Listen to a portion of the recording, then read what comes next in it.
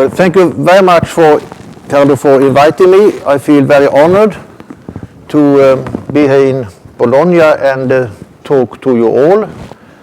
And it has also importance because in some sense it was in Bologna it all started in 2002 when I made a short visit here and had some seminars about dynamics of the atmosphere as far as I remember.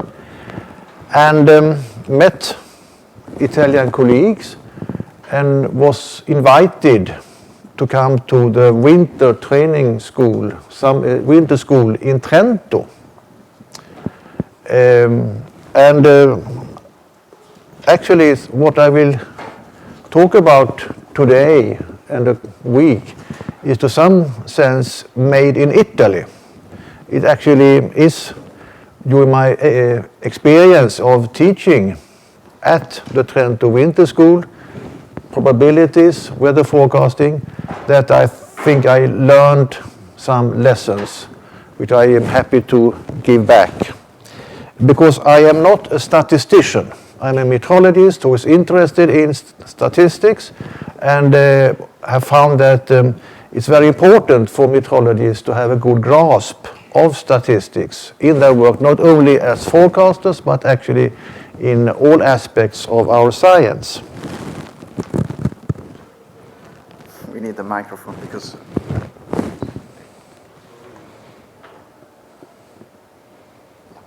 Is it all right now? All right? No, it's already on, but so you try to speak a little bit louder. You can turn on all of them. Okay.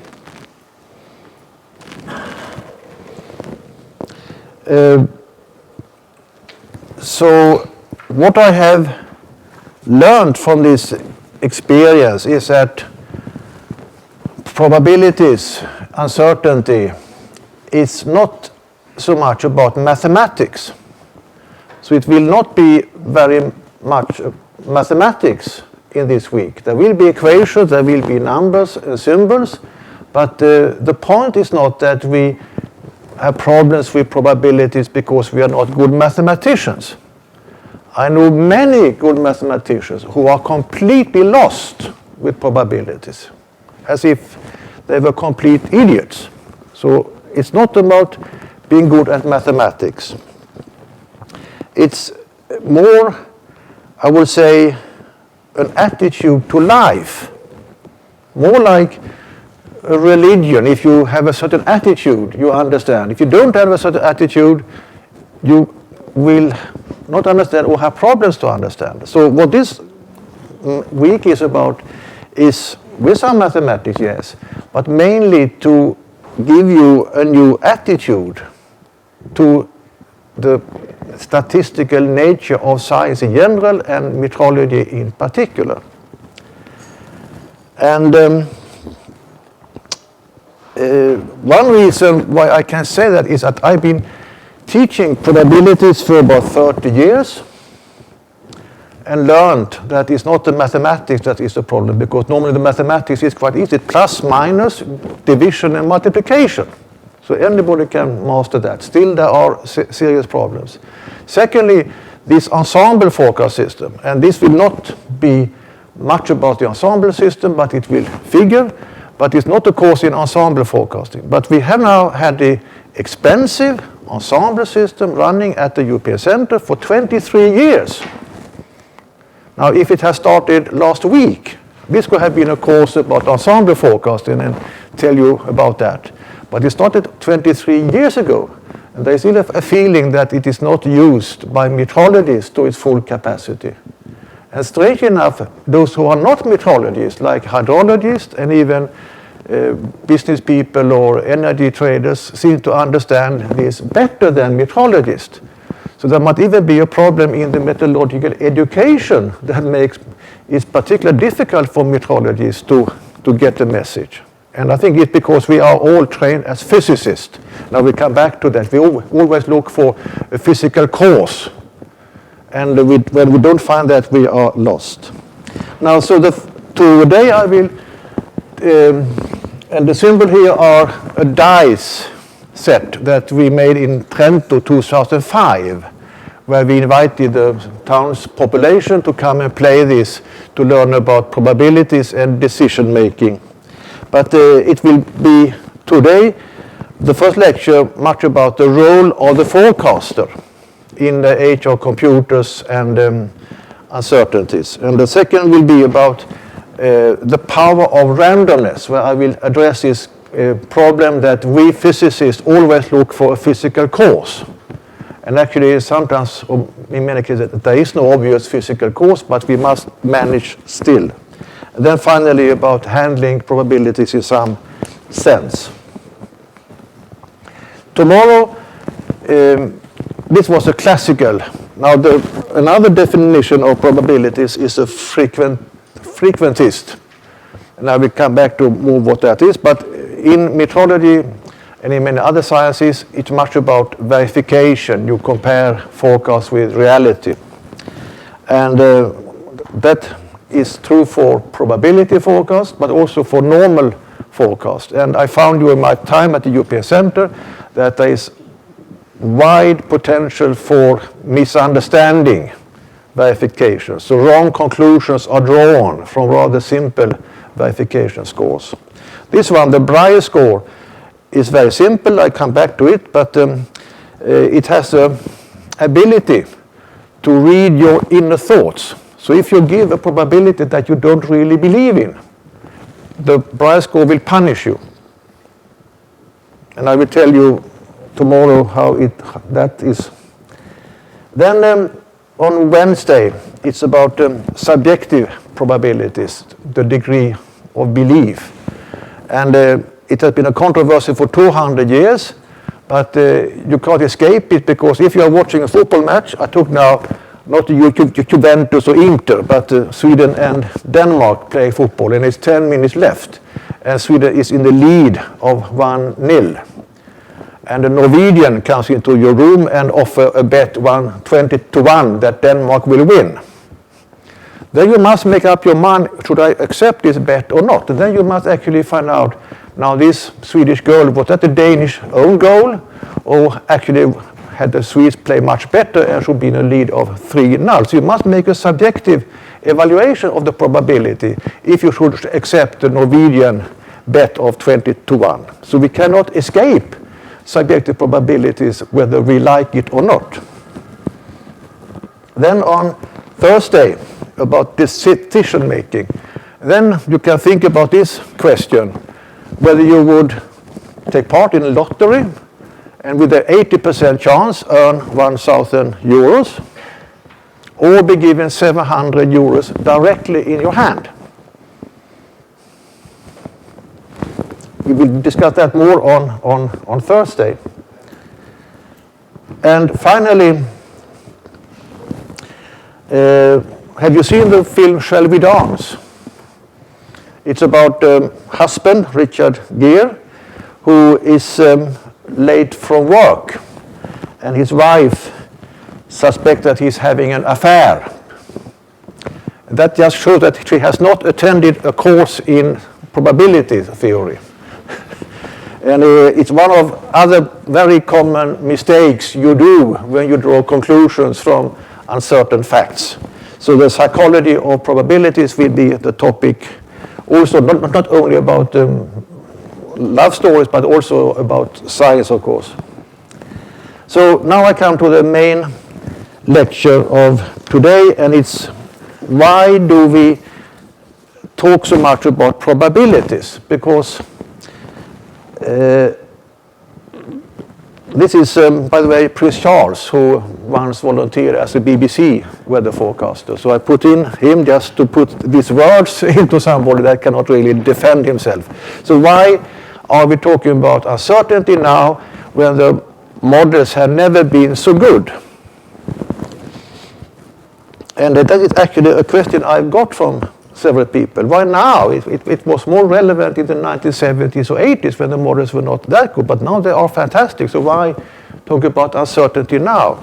And the reason is that just because the deterministic models have become so good, people have noticed that. and for the first time in history start to take our weather forecast seriously and even make plans from the deterministic forecast. And in particular, of course, when there is extreme weather coming. And they really feel that now the forecasters are not completely lost, so they can plan. On the other hand, we have also a misuse on deterministic forecast. You can, at least from Norway and Sweden, get 10-day forecast every 6 hours or even every hour about the rainfall with a decimal of the millimeter. And it gives sort of an impression of an accuracy that is not there. And then 6 or 12 hours later, the forecast is completely different. Not only in the decimals, but even if there is rain. So people get irritated and wonder, which forecast can I rely on? Why is it uncertain? And then finally, there's a worldwide change in attitude outside meteorology after the sort of Iraq war with weapons of mass destruction that did not exist, and the economic crisis in 2008, and other major political, economic, and military things the last 10, 20 years, where there's a feeling that people have been too confident not to consider the uncertainties involved in the business. And also, one can say that even if now the deterministic skill has increased, since the demands from the public has also increased, one can say that the absolute accuracy, absolute certainty has improved, but the relative uncertainty has stayed perhaps constant for the last 150 years because people demand more now. In the past, the uncertainty was will it rain in the morning or in the evening. Now will it rain before and after 4 o'clock. And when we can answer those questions, they will ask 4 o'clock in 3 days' time, 5 or 8 millimeters in 7 days' time. So with the improving skill of the models, there will still be a gray zone between clear deterministic forecast and dark absolute uncertainty, where there is a gray zone of uncertainty, but it will sort of move slowly away, but will always be there. So I think in 50 years' time, the need of understanding probabilities will be as important as it is now, and perhaps forever. Then we come to the point that probabilities is that a reflection of that the forecasts are not perfect. That might be seen as a disadvantage. We will all be happy if they were perfect. But we can turn that, as forecasters, disadvantage into an advantage, because make the public feel that they make better decisions listening to us if we take the uncertainty into account. So because after all, the best verification of a weather forecast is not the statistical one, even if that is necessary, but it's the decisions people make. If they feel that following the forecaster, I will do the best in my own interest. And it will thereby increase the reputation and standing of the weather forecasters, which is not the case if we just relate what is coming out from the computer. I will come back to that. Now, some cultures, you have to warn them. Now I'm going to be humorous. Now I'm going to, perhaps that is not needed in Italy, but just to be on the safe side. So what comes now is a bit ironic. It's the NWP is numerical weather prediction, and it's supposed to be about weather forecasting.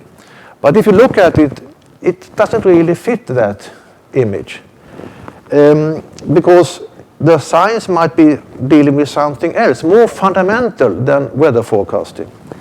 And we have 3 great projects. The first one is NASA or European Space Agency exploring the limits of our universe. Set up rockets, etc., satellites. That's the first project. The second project is what you meet at CERN. It's the opposite, going down and finding the smallest particles in matter and energy. And the third project is what is called Laplace demon, an idea from 1812 by Simeon de Laplace, which I hope this is Italian. And it tells that if we had a magic machine, computer, and we were able to map exactly all the positions and speed of all the atoms in the universe and knew the laws, we could make a perfect prediction of what will happen and what has happened, if only we knew everything at a specific time. And it's called Laplace demon, and this is exactly what it can be sort of, do we live in a deterministic world? Is there a free will, or is everything determined? So when I stand here, it has been decided 2,000 years ago that I will stand here and wave my arms. And as Einstein asked, does God play with random effects? And involved in this project, you will find agencies like the European Center, UK Met Office, the Japanese Met Service, the American Met Service, exploring this, how the limits of predictability, how far can we forecast the future, and using the atmosphere as a test ground. That could equally well have used the atmosphere of Jupiter with a red spot, but it's more practical to use the Earth atmosphere. And just like the space race between the Soviet Union and the USA, you have this race between these different agencies, and the measure is the anomaly correlation coefficient when it will pass a certain magic number as a reflection of the predictability and how it has increased from the 1980s, about 1 day per decade. And the curve is still pointing straight up. So there is great hope that we can forecast anything in the future, provided we get computers powerful enough. So this is a real scientific project. Then as a spin-off, we get deterministic weather forecast as a secondary product. Now there's three negative sides of this current culture, deterministic culture, when we think weather forecasting has an importance itself. And the first one is this false impression of accuracy. Here is a diagram where the x-axis is forecast length and the y is weather in some sense, rain or temperature or whatever. And then there is a certain state, the sort of tourist, the climatological average, the typical weather. And in the very beginning, before the 19th century, the farmer, the fisherman could make single station forecasting, looking at the sky, and then perhaps make a good forecast half a day, 1 day ahead. But then for longer forecasts, he just relied on his climatological experience, how it normally is. With the emergence of weather services, then the forecast before the computer, the forecast could be made 2 or 3 days ahead using the Bergen School or other conceptual models and a physical understanding of the weather from how it approached from far away, normally upstream. But also here at some stage, beyond a certain forecast length, it was climatology that gave the best and only information. So the forecast with increasing time became more and more vague and avoided extreme statements, converged towards the climate. And does it show up? Yes.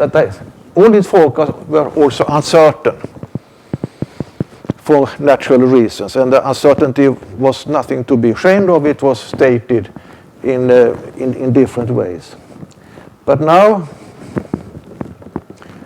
we have this, a very detailed forecast 7 or more days ahead, giving the same type of details and realism throughout the forecast, without any indication of the uncertainty.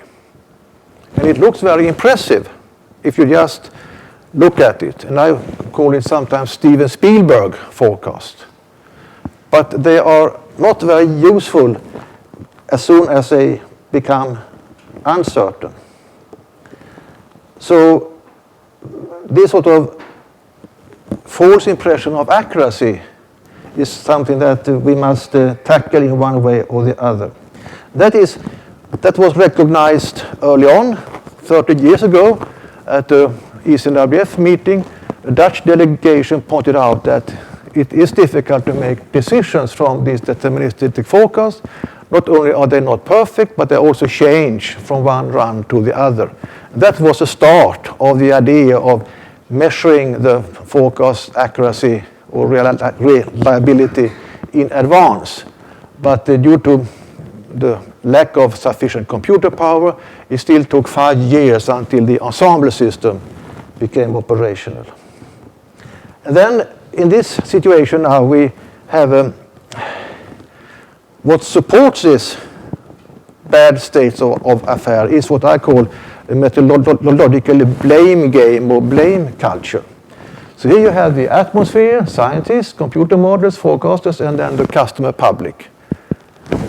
or public. And when something goes wrong, the public says, the forecaster misled me. And the forecaster says, well, the computer model misled me, so I'm not guilty. And then the scientists or the modelers, they say, well, that was some Canadian observations upstream that was wrong. So it's not our fault. It was the butterfly effect, and it's not our fault. And then the scientists say, well, the atmosphere is chaotic. So nobody is at blame. Everybody can blame somebody. It's very convenient politically to have it in this way. But of course, it's sort of suboptimal from an operational point of view when you want to help mankind to make good decisions. So it's a matter of getting away from this blame game. That is important. Then another thing that is not very healthy is this computer forecast. And I know that because Sweden was one of the first countries running computer forecasts. And early on, there was a generated conflict between modelers and forecasters. And here, let's see, go back. Early on, from 1960, and I heard it the first time in 1966, when I was a student at the university. Well, Anders, you want to become a forecaster, but in 5 to 10 years, there is no need for forecasters. That was in 1966. And then that had been heard, at least in Sweden, for the last 50 years. There is no need for forecasters in 5 to 10 years. And I decided, with not very good backing, to not trust that.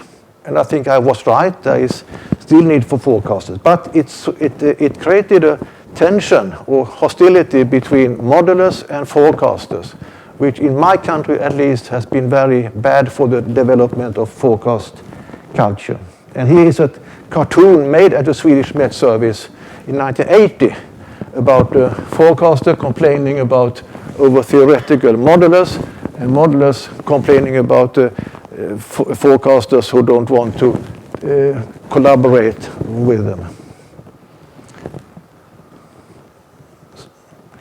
And as we all know, and we can see here and everywhere, the forecasters are still with us. And not only in the state-run weather services, but also in the private sector, which do not employ people just for charity. So the forecasters obviously are doing something good, also money-wise. So the question is, in this situation, what are the forecasters doing? And one argument is that even now, if we have a very good model, that is not the only information. We have several models, different numerical models, so that there is sort of not a uniform message coming out. There is later observations that the model is not able to deal with or have arrived too late to be taken into account, but the forecaster can take it into account if he thinks it's important. There are different types of statistical interpretations also at work. And also these ensemble systems, there are many of them. So there is a multitude of information, and that is one reason why they need somebody who has a control over all this, because they might not, of course, point in the same direction. A decision must be taken what is the most likely development. And it's talked a lot of, I know I've been at the Met Office working for some years, and it's much talk at the British Met Service about the importance that the forecaster add value to the computer forecast. And I didn't like that, and I told the British that this is counterproductive. And I will explain to you why I think so. First of all, here is I hope you can see the cloud. It's a Stratus Cloud. I think even this can happen in Italy, that you have +2 degrees and stratus. And then there is a forecast, either from the man before you, or more likely perhaps from some high-resolution limited area model, that these clouds will disperse, and the temperature night will fall, and it will drop to -4. I think it's a very typical forecast situation. So now the forecaster is sort of faced with what can be seen as a classical physical methodological deterministic problem. Will it be -4, -3? And that is how the British and many other Met services have defined the value of the forecaster. Can he now change -4 to another number and prove that he is improving on the NWP? And that might have been easy in the past with rather simple and coarse models, but it's difficult now and becomes more and more difficult the more the models improve. And as we all know, it means that the forecaster knows about the balance of radiation and the role of moisture and so on. But to compete with the model, he must also know how does the model deal with this physics. And are there any shortcomings, etc., in the model that I can take into my advantage? But if that is possible now, it will be more and more difficult. Now, however, from my experience, I worked at an airport 20, 30 years ago, and then perhaps you could fight the models and compete with the models on these physical terms. But even when that was not the case, there is something else the forecaster can do and does. And that is the question, will the clouds clear at all? Because clouds are very difficult to forecast, and so will the clouds clear at all? And assume now that there's a 40% probability that they will clear, and a 60, and then the temperature will drop to -4, and then 60 for no change at all. And that is a rather typical situation. Either you will have the cloud stay at +2, or they will dissolve and -4. Rarely something in between because of the type of inversions that easily form.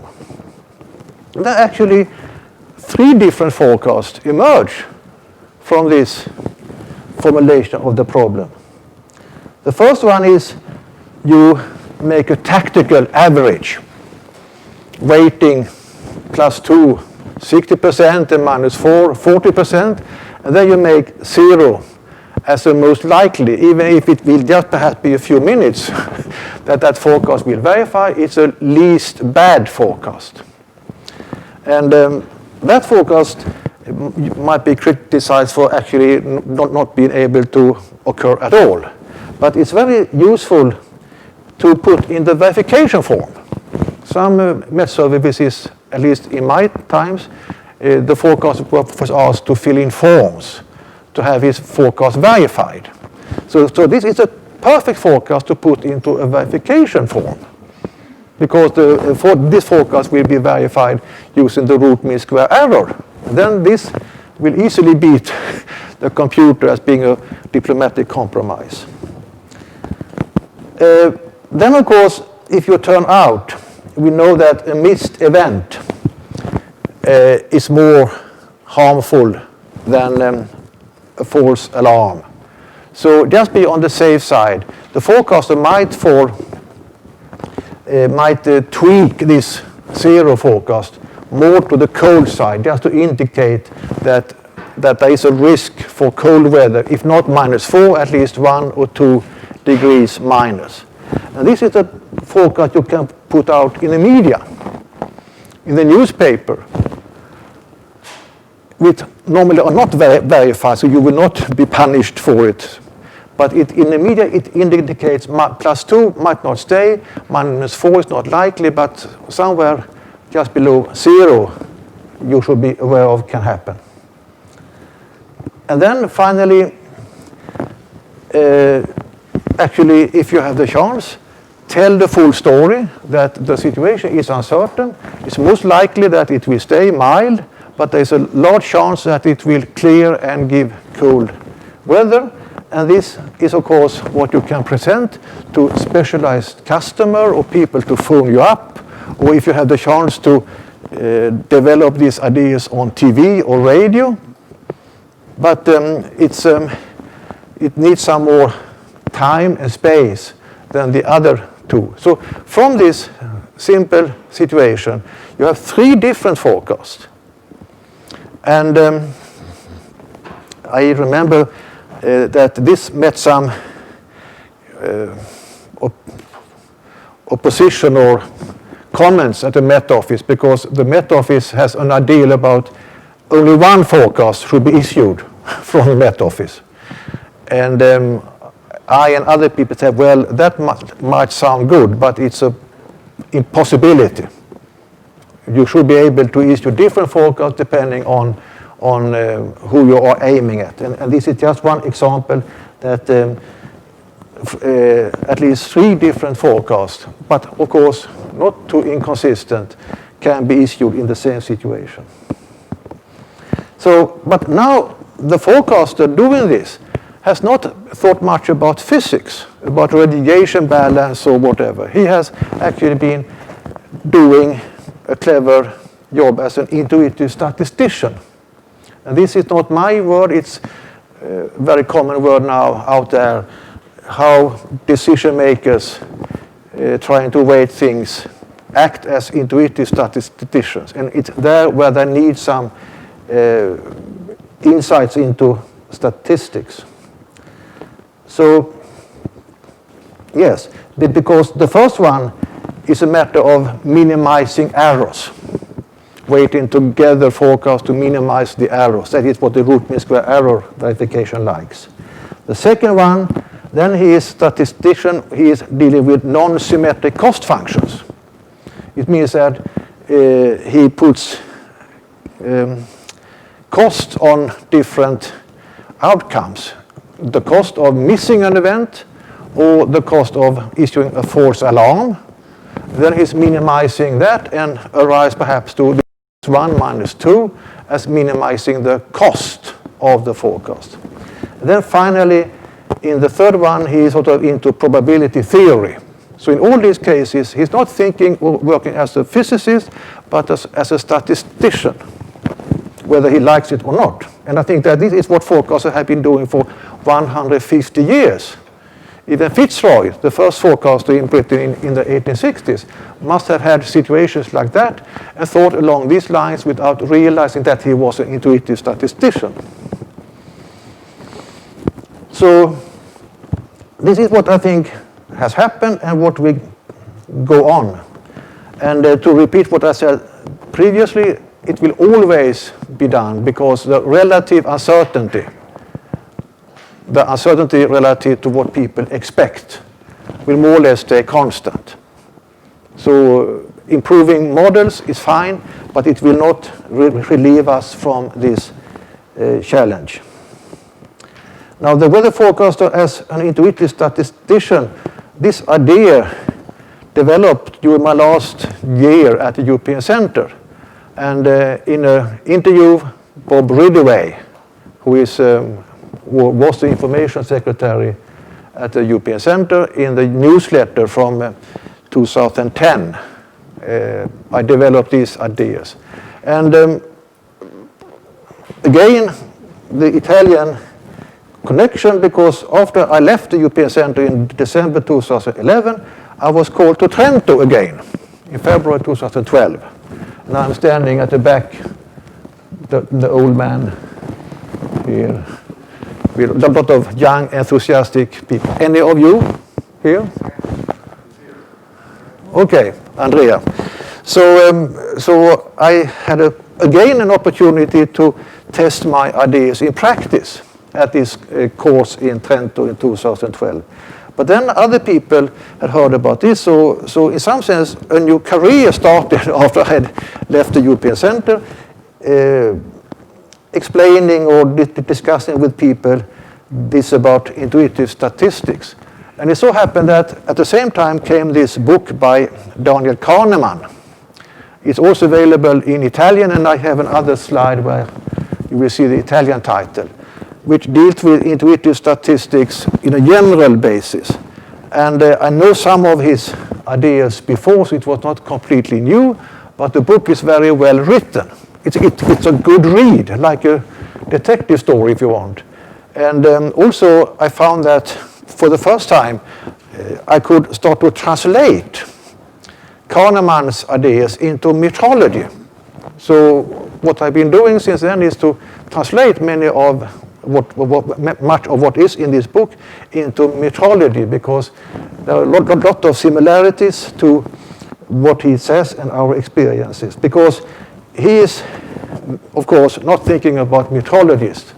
He's thinking about political decision makers, economists, military, people who are, or people sitting in a flow of information and has to make up their mind quite quickly. And as you know, we meteorologists live in a flow of information, and we must learn to cope with that. If we don't, other people with access to the web will do it for us. And one interesting thing that Kahneman taught me, and he explained a lot of my problems, both with my learning and my teaching, is that we seem to have two parts of the brain. One is fast thinking. That is what we normally, or I, just to talk about myself, applied when I was a forecaster. You had to make quick decisions because there was deadlines, there were information coming in randomly, and there were all kinds of things, so you couldn't perhaps think as much as you would like to. And on the other hand, you had this slow thinking. So that's why the book is called Fast and Slow Thinking. That's when you are sitting on a seminar or a course, and you have time to take in the message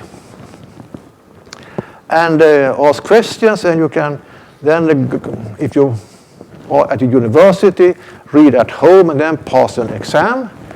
The problem is that the knowledge here must be transported into the fast thinking.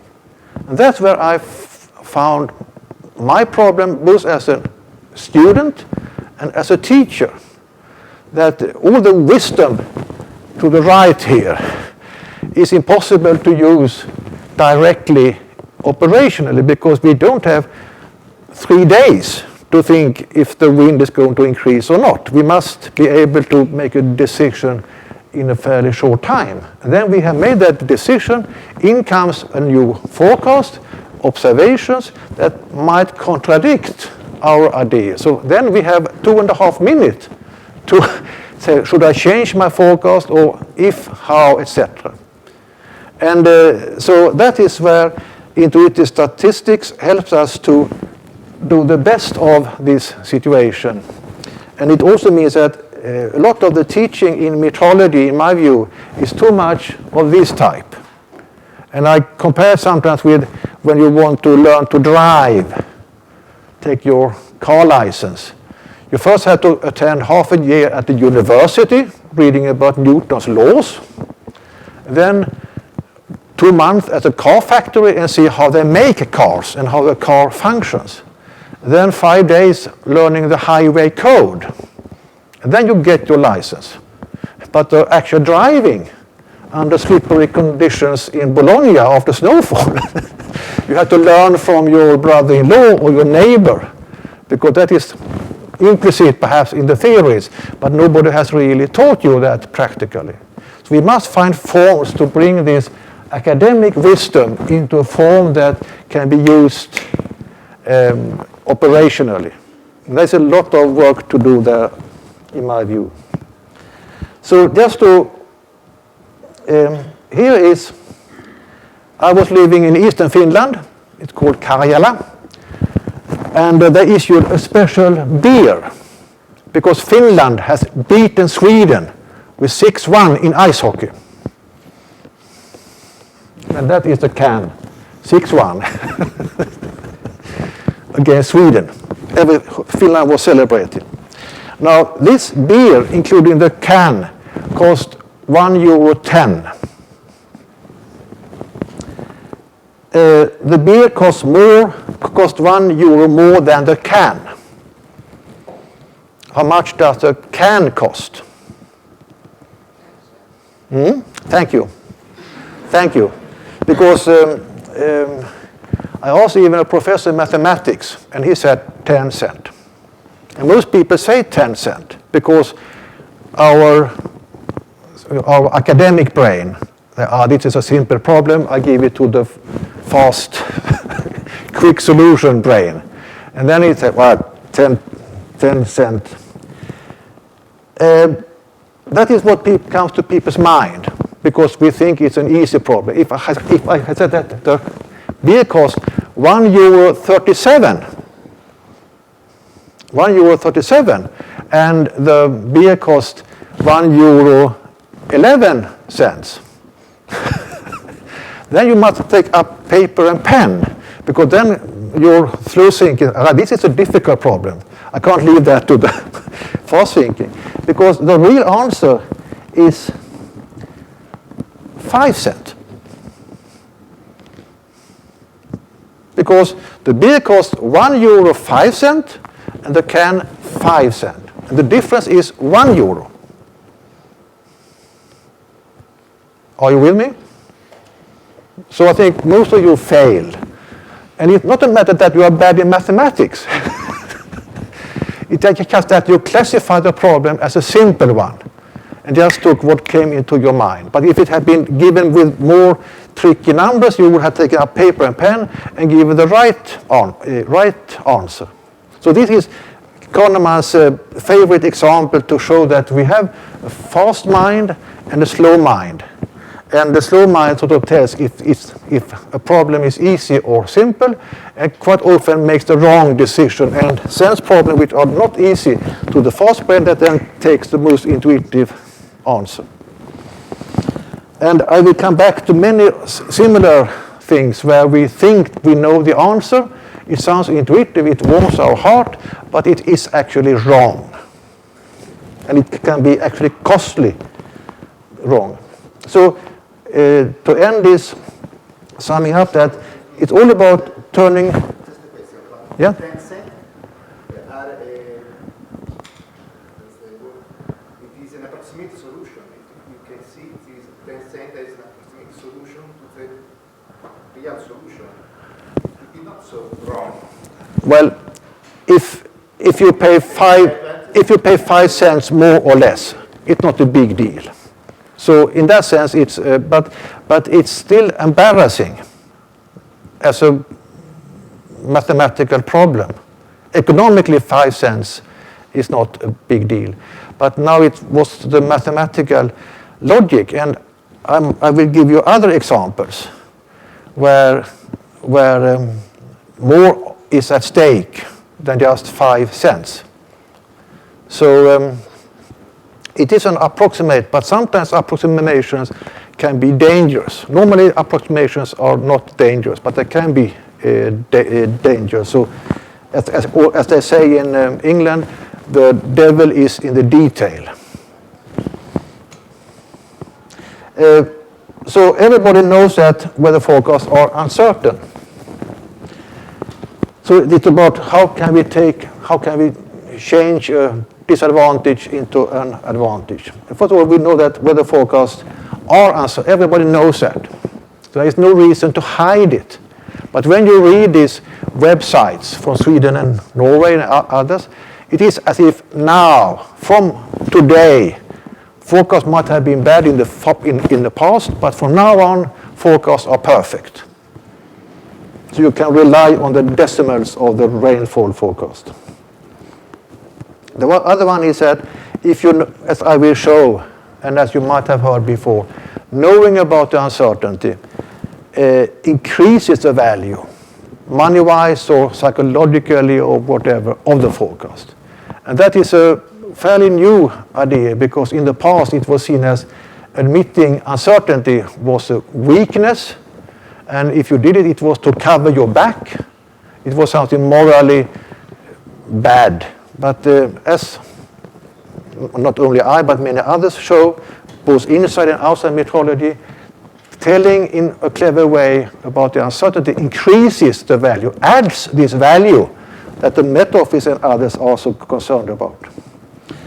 And also doing it in a clever way will enhance the forecaster standing.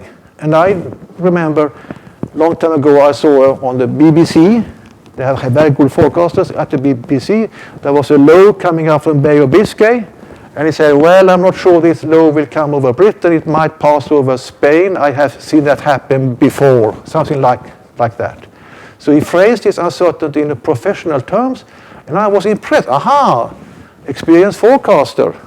So the way he did that actually increased his standing.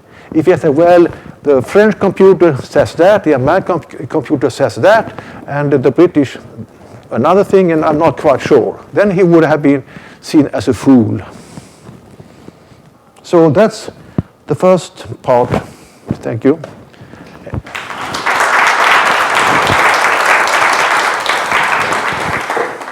Respect among you for randomness, the power of randomness, because that has been identified by scientists dealing with uncertainty information as a main obstacle in our understanding of probabilities, etc.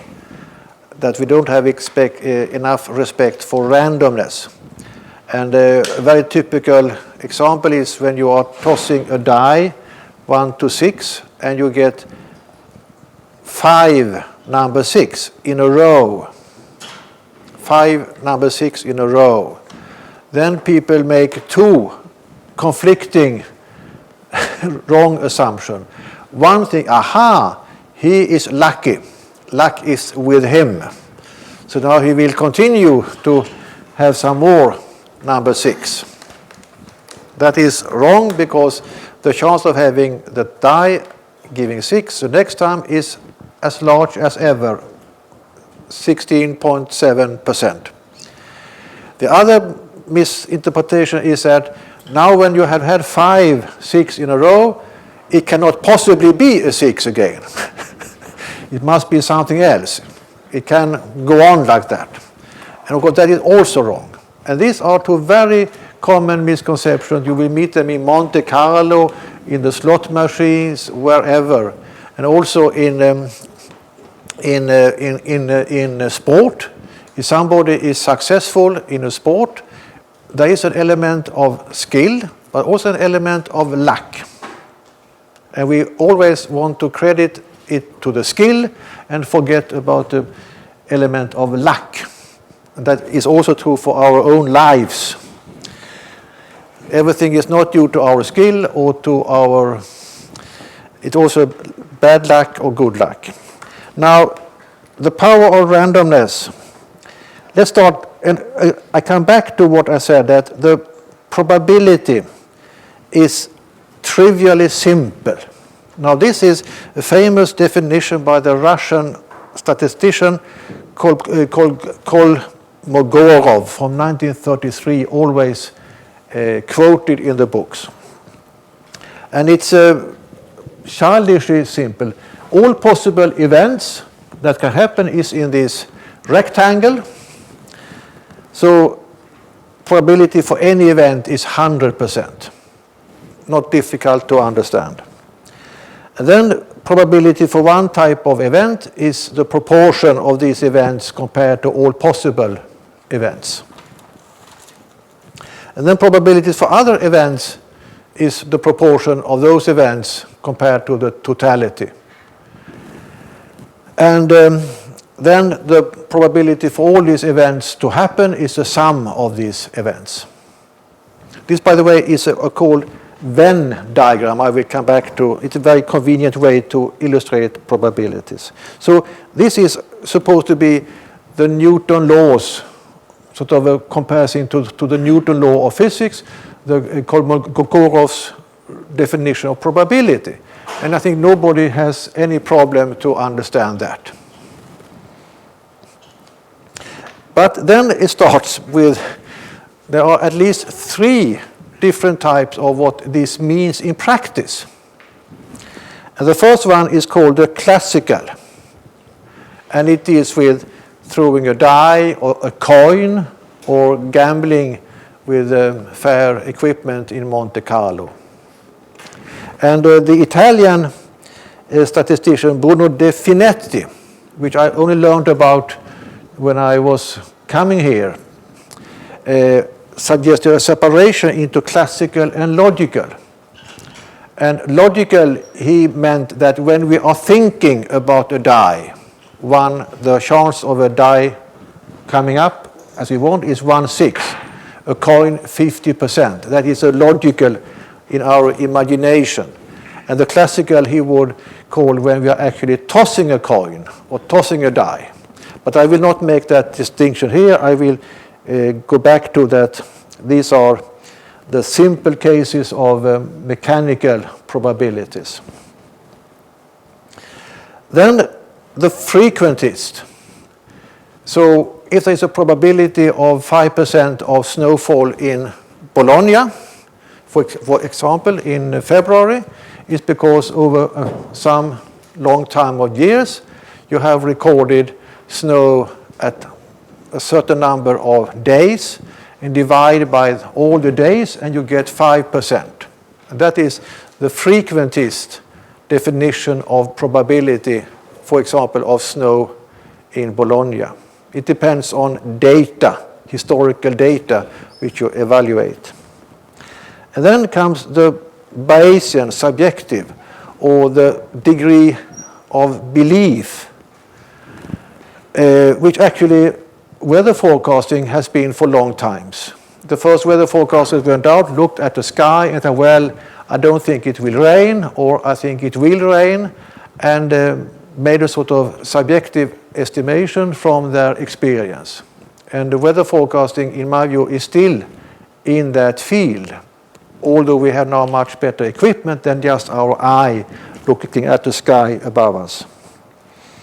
And also the common situation that where we have a forecast, which we might have worked for a couple of hours, and then suddenly new observations, new information come in, and we must take a decision, should I update this forecast, and how should I update that forecast? And there are no clear rules to do that.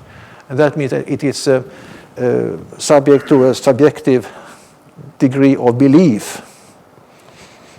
Now, the classical probabilities, which is the main topic today, I think you have all met that in textbooks. You have a sack of red and green balls, 30% green, and they can represent rain, 70% brown or yellow, and they represent dry conditions. And then you pull from this sack a number of 3 balls, and then you can read in the elementary books the probability that all will be green, all will be yellow, or a mixture of both. And that is very clearly defined in the textbooks.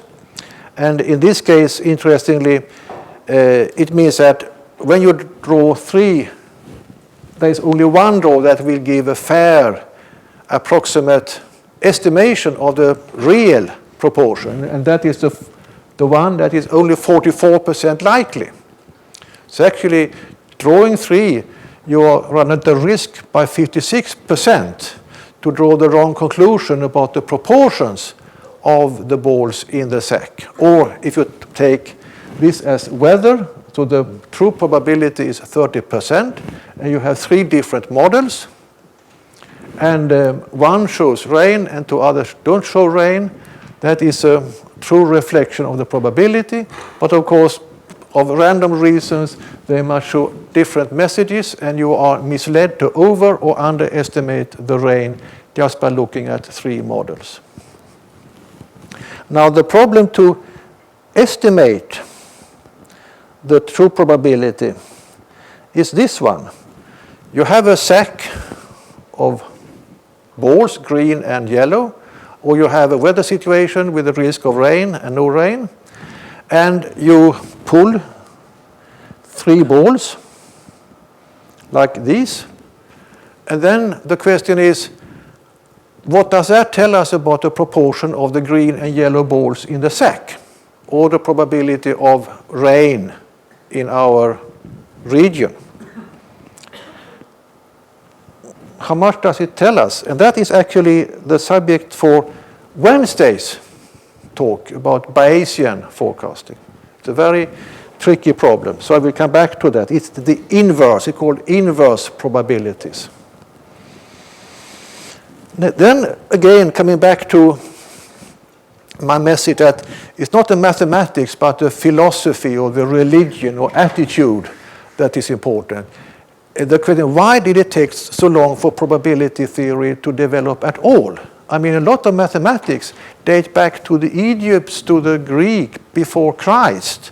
So why is probability theory relatively new in our science? Because people have been gambling, we know that from different archaeological sources. People have been gambling for thousands of years with more or less advanced equipment. So the problem of uncertainty has been there, even in mathematical form, because the number of times you had a favorable or non-favorable outcome of your game. So why did it take so long? And why did it take so long to spill over into science? Actually, Cicero and the old Romans seem to have been on the track of uncertainty, because you can find in their speeches talk about uncertainties, but in a qualitative way. And it never led to any mathematics, so it died with the Roman Empire. But the main reason why it took so long is because there was no randomness. There was somebody who had already decided everything. So there was nothing to discuss. So everything was decided by him, or if you belong in many gods, by the gods. We still have this, you know, when somebody in Monte Carlo is winning, the gods are with him. He's lucky. There's something now, somebody or people up there he's in favor. Or somebody who his wife dies and the house burns down and he loses his job, the gods are against him. So we have a long tradition of seeing that there is no randomness. When I win or lose, it's because I have favored or not favored somebody up there. So there was nothing to explore.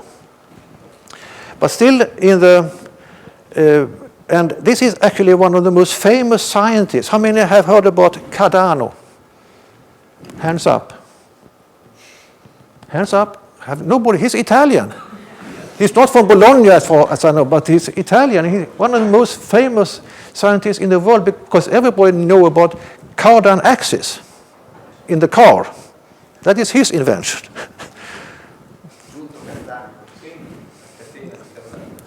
Yes, so that is his invention. So he's one of the most famous scientists in the world. But he wrote hundreds of books, I've been told, but then he burned half of them. But one that survived was about probability theory. He had a career, and he went from obscurity to being one of the leading Italians in his region.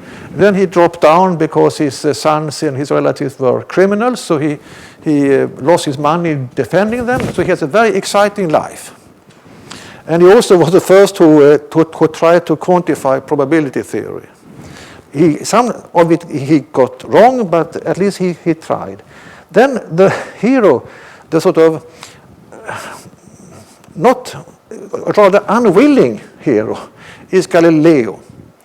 Because his boss, who was a keen gambler, have found that when he throws three dice, then you have to bet on the sum of these. He have found that against what they had expected, number 10 came up slightly more often than number 9.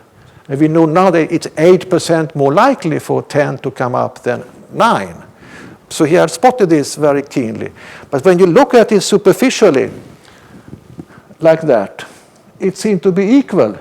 All the combinations of the die leads to 9 as much as all combinations of leading to 10. So then how can 10, after all, appear more?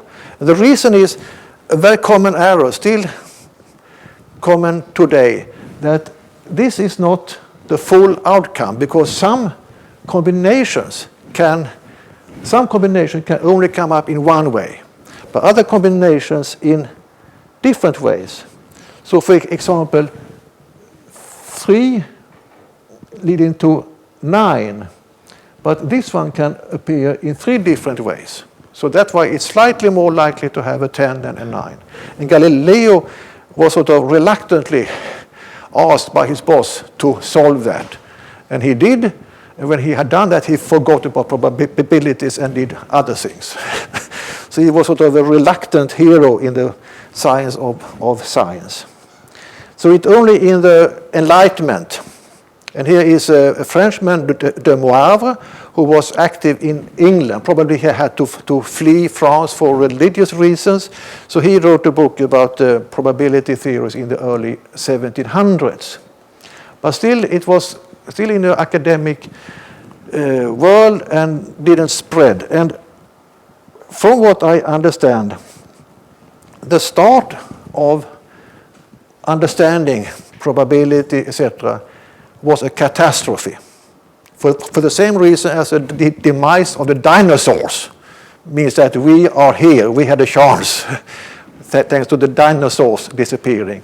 The destruction of Lisbon seemed to have triggered the science of statistics. It was an earthquake outside Lisbon. He said that the earthquake destroyed half of Lisbon, and the tsunami that came destroyed the rest. It was a major catastrophe in 1755. And the world, or Europe, said, whatever the Portuguese have done, they don't deserve this. And they have not sinned much more than we have, so why has somebody punished them so hard? And that started a belief that, well, there might be a God, but he might not be able to decide everything. Things happen without his intervention. So the Portuguese were just unlucky. They were a fate of randomness. And from there on, you actually see the science of statistics developing and spreading in science. But now we'll come back to that tomorrow, how statistics developed after the Lisbon tsunami, because it has interesting application to metrology as well. But according to the German statistician Gegenrenzer, there are 5 types still of determinism in people's mind, also scientists. The first one is sort of metaphysical determinism of the same type as in the old days, that everything is decided. We have no free will. So there is no randomness. The next step is sort of Laplace demon, that it is in principle possible to forecast the future. Third one is sort of ECNWF approach, scientific determinism, and Gegenrenzer in particular is angry about scientific determinism, prevalent among physicists in particular. And we can forecast the future as much as we want if you only get money from the council to buy new computers.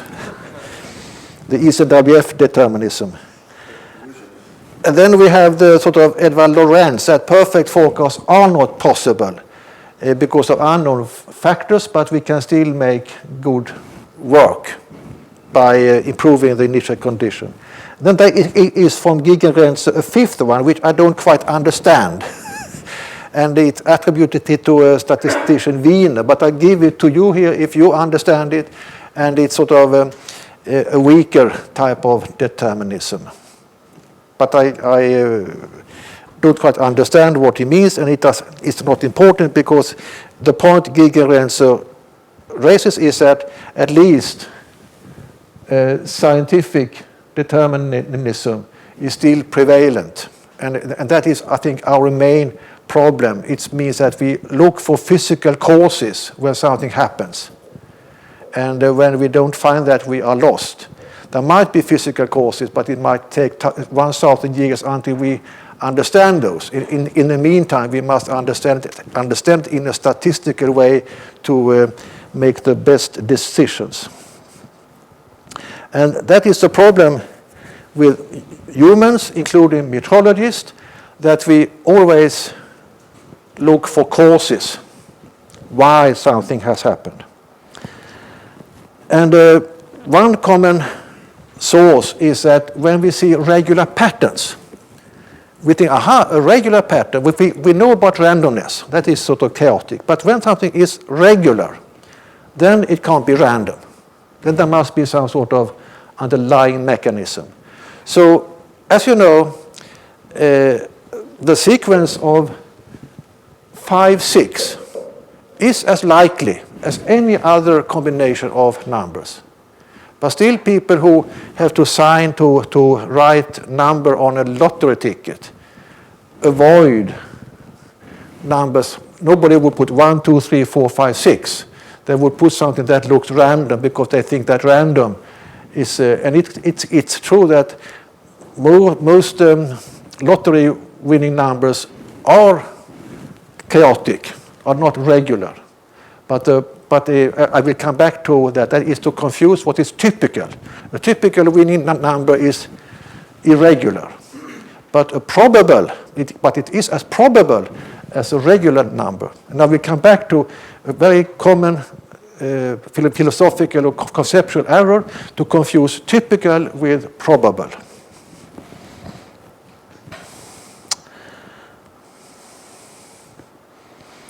And the National Lottery, I was there when it started, and it's they play with numbers from 1 to 99.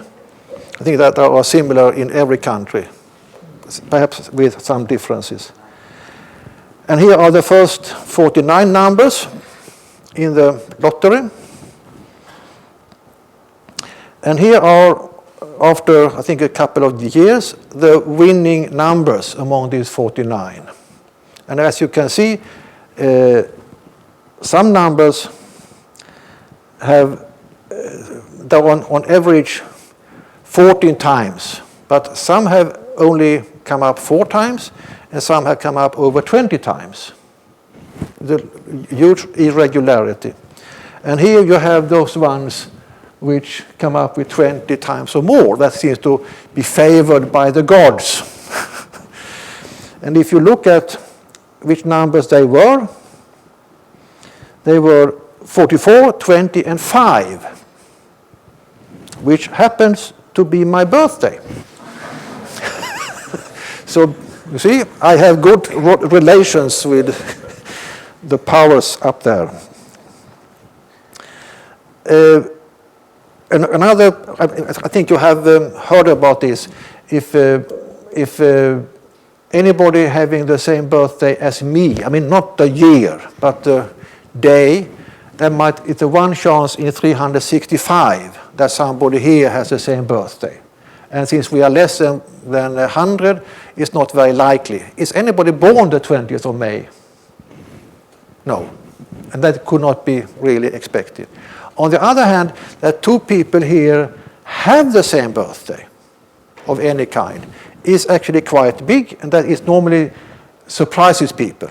So you only need 23 people to have a 50-50 chance that 2 of them have the same birthday. Not the same year, but the same day. And since there are at least, I think, 2 or 3 times, twice 23, I will get there is 1 or 2 couples who have the same birthday in this group. And that is still a random process, but now it's not a matter of having the 20th of May, it's a low probability, but have any birthday in common. And then it increases. You have sold off the exact date and allowed a wider range, and then you have increased the probabilities of this happening. Then winning a lottery twice. When somebody does that, it's in the news, and you hear that it's 1 in 10 billion chance to win twice. That is true if I take part in lottery. If I win twice, that might be 1 chance in billion. But if anybody taking part in lottery somewhere wins twice over a 10-year period, can be as large as 25%. And I have written down here the probability for a typical lottery, winning it over a 10-year period, winning it twice, and then that somebody among all these 10,000 people win twice is perhaps in the order of 25%, which is not, of course, it's less than 50, but it's still something that easily can happen. So it's not that mysterious that somebody has won the lottery twice over some longer period. Then the probability of dying. People normally overestimate the risk of being killed in an aircraft crash, but underestimate just dying for all other reasons. And here is from the British statistics, the probability of dying at different ages. And it means that the risk of any of you dying is 1 promille? 1 in 1,000? 1 promille, if you are middle-aged. And in my case, I am higher up, so the risk that I will die this year is 2%. Which I don't know if it's high or low, but it has a practical consequence. If I take part in lottery, so if I take part in a lottery of a certain typical kind, I better buy the ticket the day before the draw. Because if I do it 3-4 days before the draw, I'm more likely to be dead than win. So that's why it has a practical consequence for me. I must wait to the day before to have a chance to win.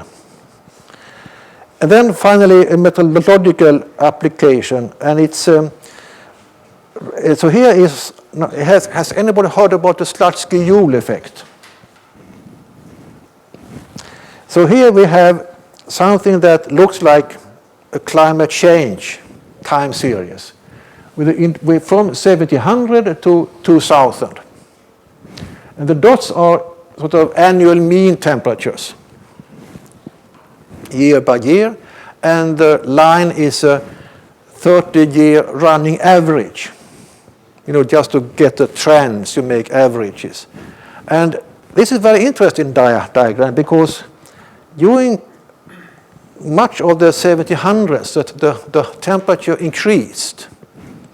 Then you had a sudden drop during the Napoleonic Wars, I think, or between the Napoleonic Wars and the Crimean War. You had a drop in the temperature, and then, as we all know, it has been increasing since then. And when you see this, and you are a meteorologist, you of course start to speculate about the volcanoes, or perhaps cannon dust, or try to find an explanation in particular to this drop, because the increasing trend, we all know why. But why this drop between the Napoleonic Wars and the Crimean War? And we go to the records to find reasons. There is no reason, because this is just random numbers. It's just random numbers from a random generator, completely random. And the 30-year running average has, as with random numbers, to generate periodicities. So what we have here is the original data. It's random numbers, 300 random numbers along the y-axis, and then this average 30-year average. There is no cause. It's just a random effect. And it's very deceptive because people do this type of time series analysis. They run running averages and they see patterns and they want to find out why. And of course, there are real patterns, but there is also this effect of the Slutsky-Joule effect of generating periodicities which just are not there. It's just a coincidence that, and if I had 3,000 cases, you would see similar events early on. So I just took this sequence because it looks like a climate global warming diagram. And by the way, Slutsky was a Ukrainian Soviet statistician, and Joule was an American. And they sort of independently discovered this effect in the between the wars. And in our science, it's a very deceptive statistical artifact, which we should, and it shows the power of randomness, that random processes can generate regularities that look very tempting, but do not represent anything at all. Thank you for this part.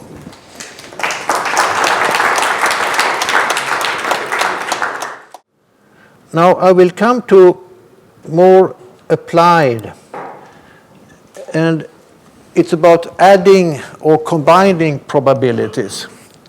And I do that for very specific reasons.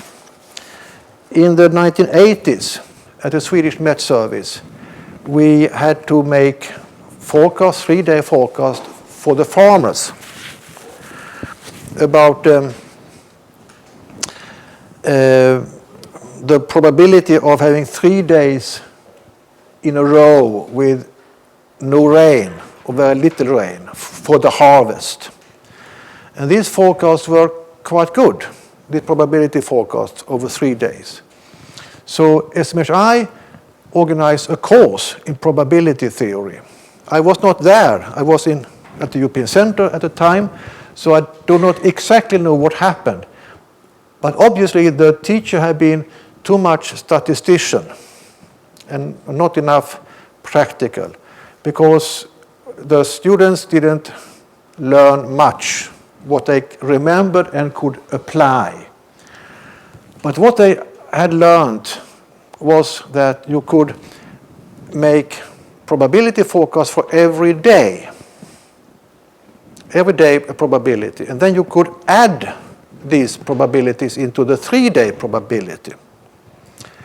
But either the teacher hadn't told them or they hadn't understood that it can only be made under very specific conditions. One is that the weather on these 3 days are independent from each other. Then you can add these probabilities into a 3-day probability.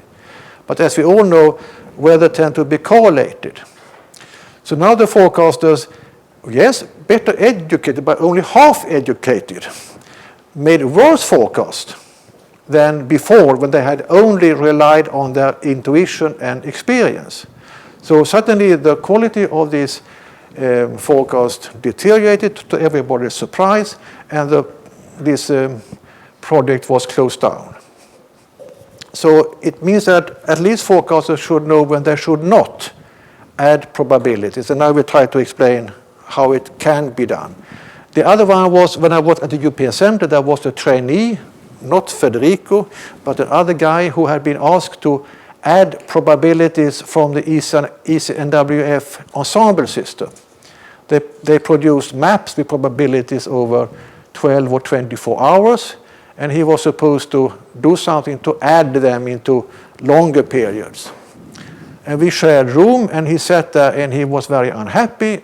And then I found out what he was doing, and I told him that what he's trying to do is either impossible or extremely difficult.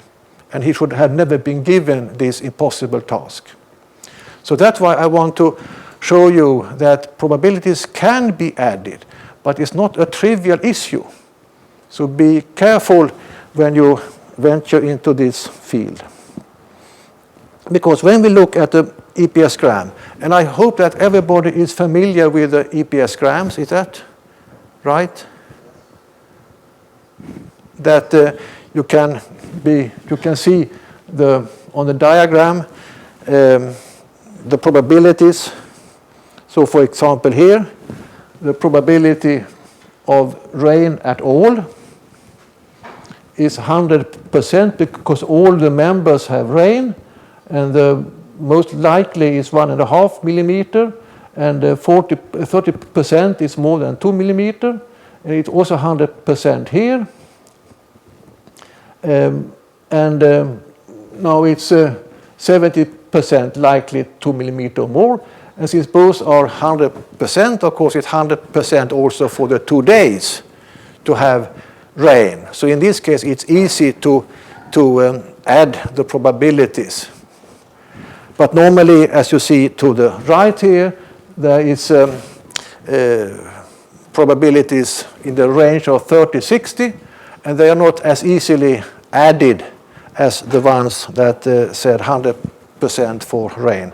Nor is it easy to sum the probability of more than 2 millimeter over 2 periods, because that is less than 100, and then you run into trouble, as I will explain. So can we add probabilities? And we can do it easily in 2 cases. If they are exclusive, that they exclude each other, or that they are independent. And what that means, I hope I can show. So coming back now to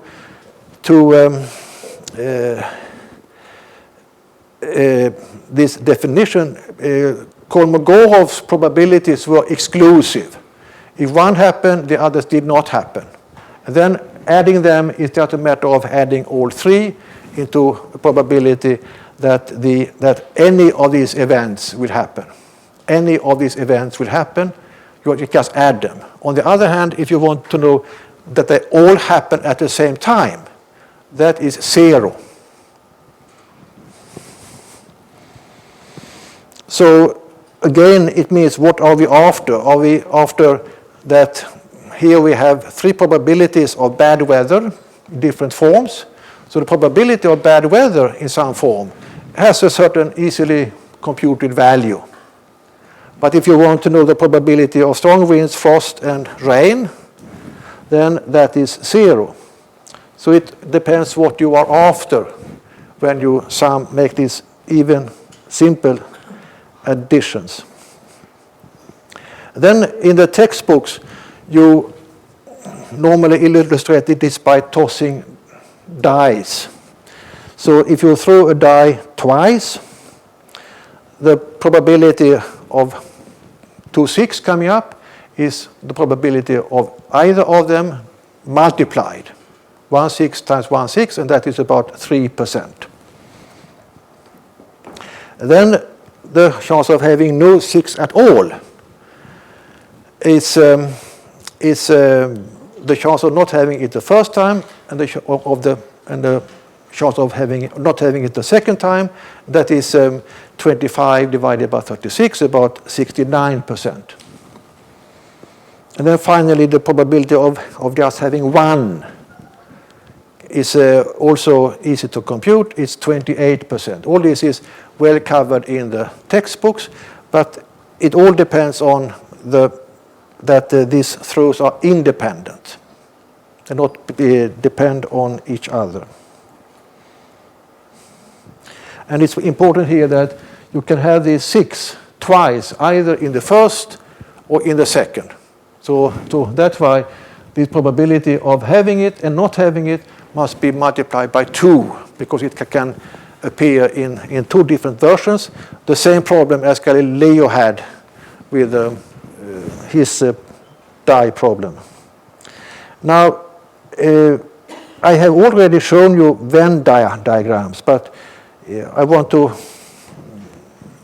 put a face to these diagrams. It was the British philosopher and logician John Venn, and his diagrams I find very convenient. More perhaps, it also depends on who you are. I understand mathematics better in graphical form. Other people understand better in equations or symbols. So it's an individual taste. But for those who think more graphically in pictures, the Venn diagrams are very convenient to understand things. So here we have now all outcomes is a rectangle, and 1 6 chance of getting a 6. And the chance of getting another one is slightly overlapped. So if we now apply this again to illustrate how you can use the Venn diagram to understand what I showed previously mathematically, is that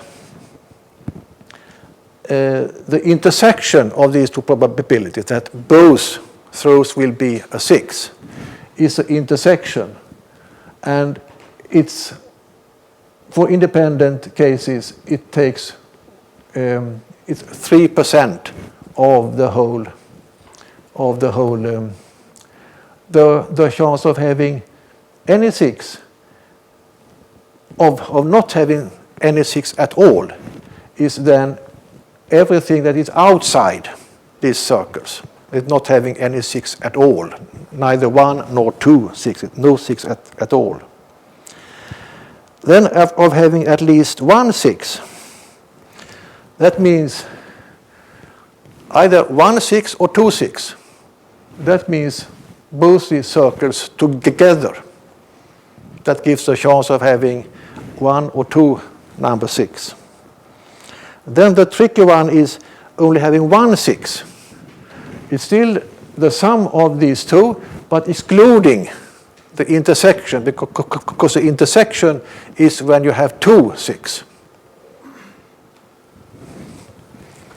So when I deal with this, I prefer to work with these Venn diagrams and put numbers in the diagram to make sure that I'm not doing any formal mathematical errors. That's how I work.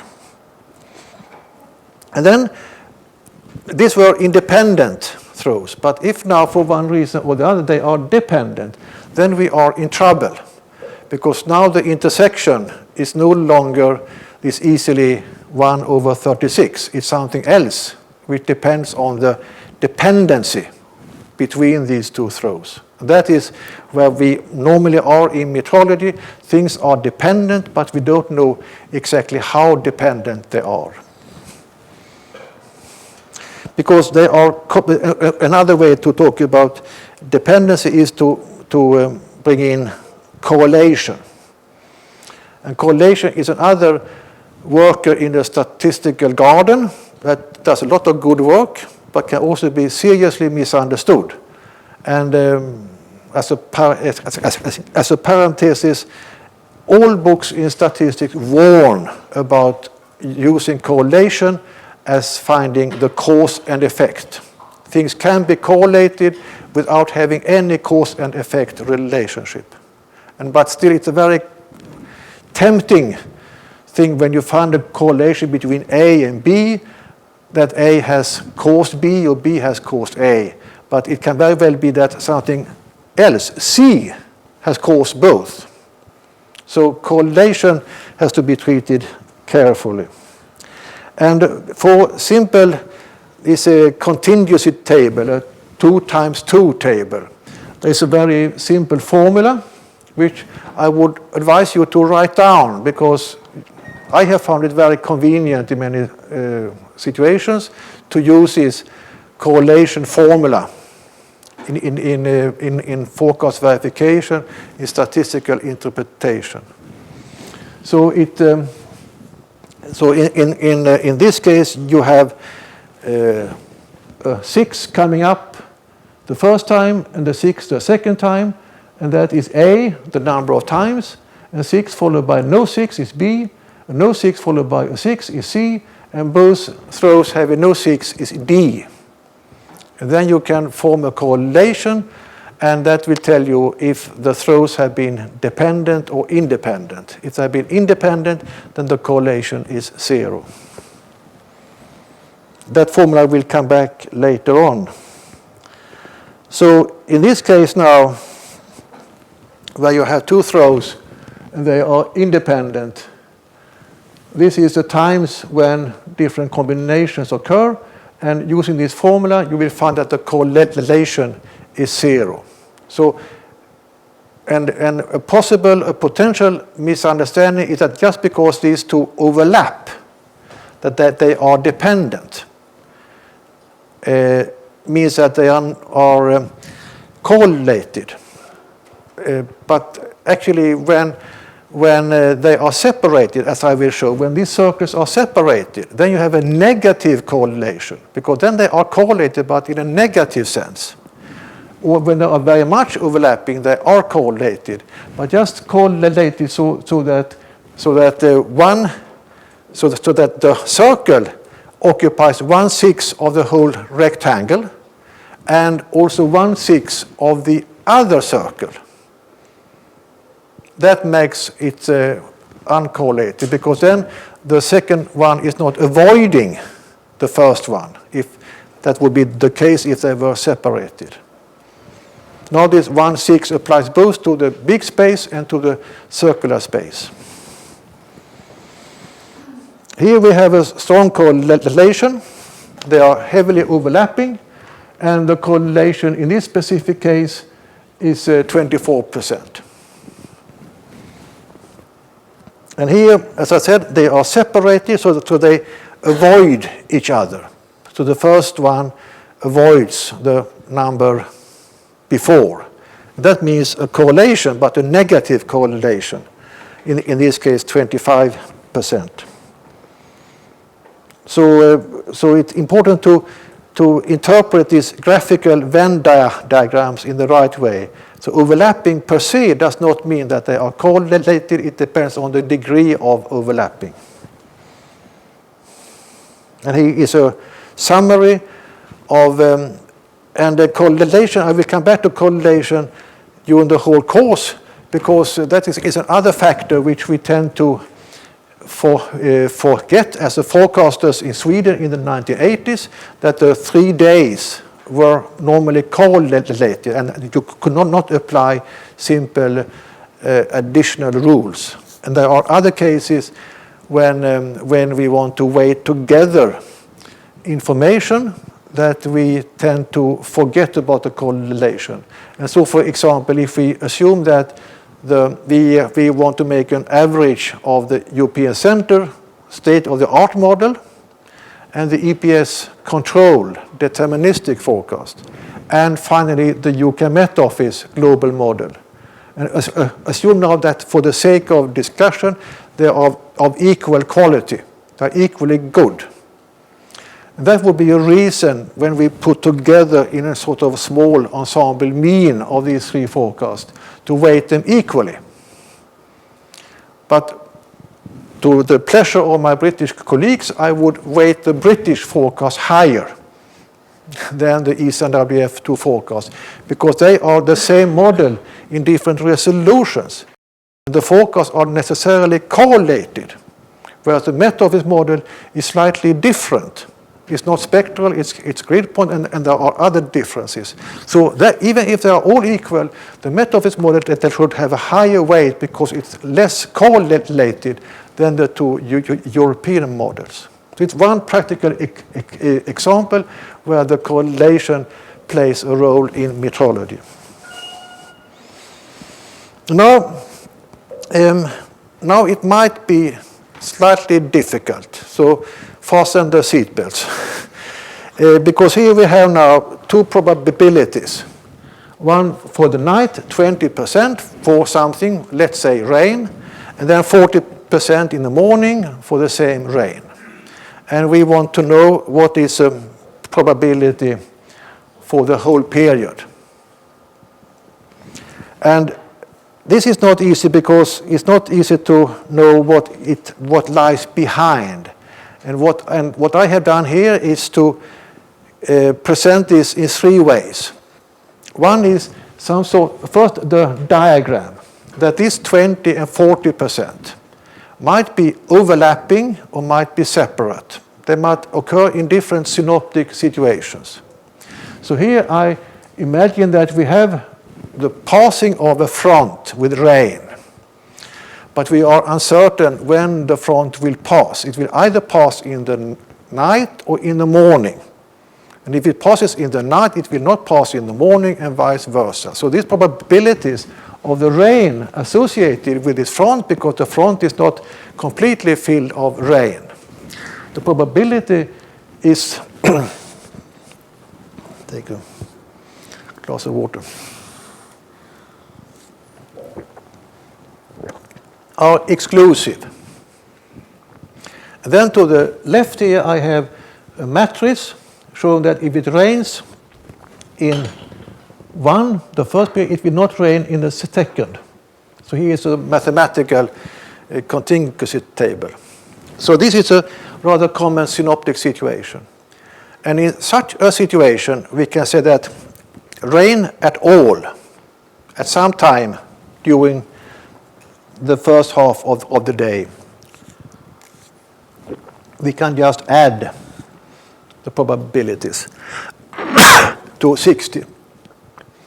But the question to have rain on both time intervals is 0. So here we can quite easily add, and then depending on what kind of question we want to answer. Next one, we have scattered showers, and which we think are independent of each other. They appear randomly. And then you have this 20 and 40% slightly overlapping. So 40% of the whole space, but also 40% of the previous period with rain. So now they are independent but overlapping. And then we can, from the diagram, if nothing else, and from the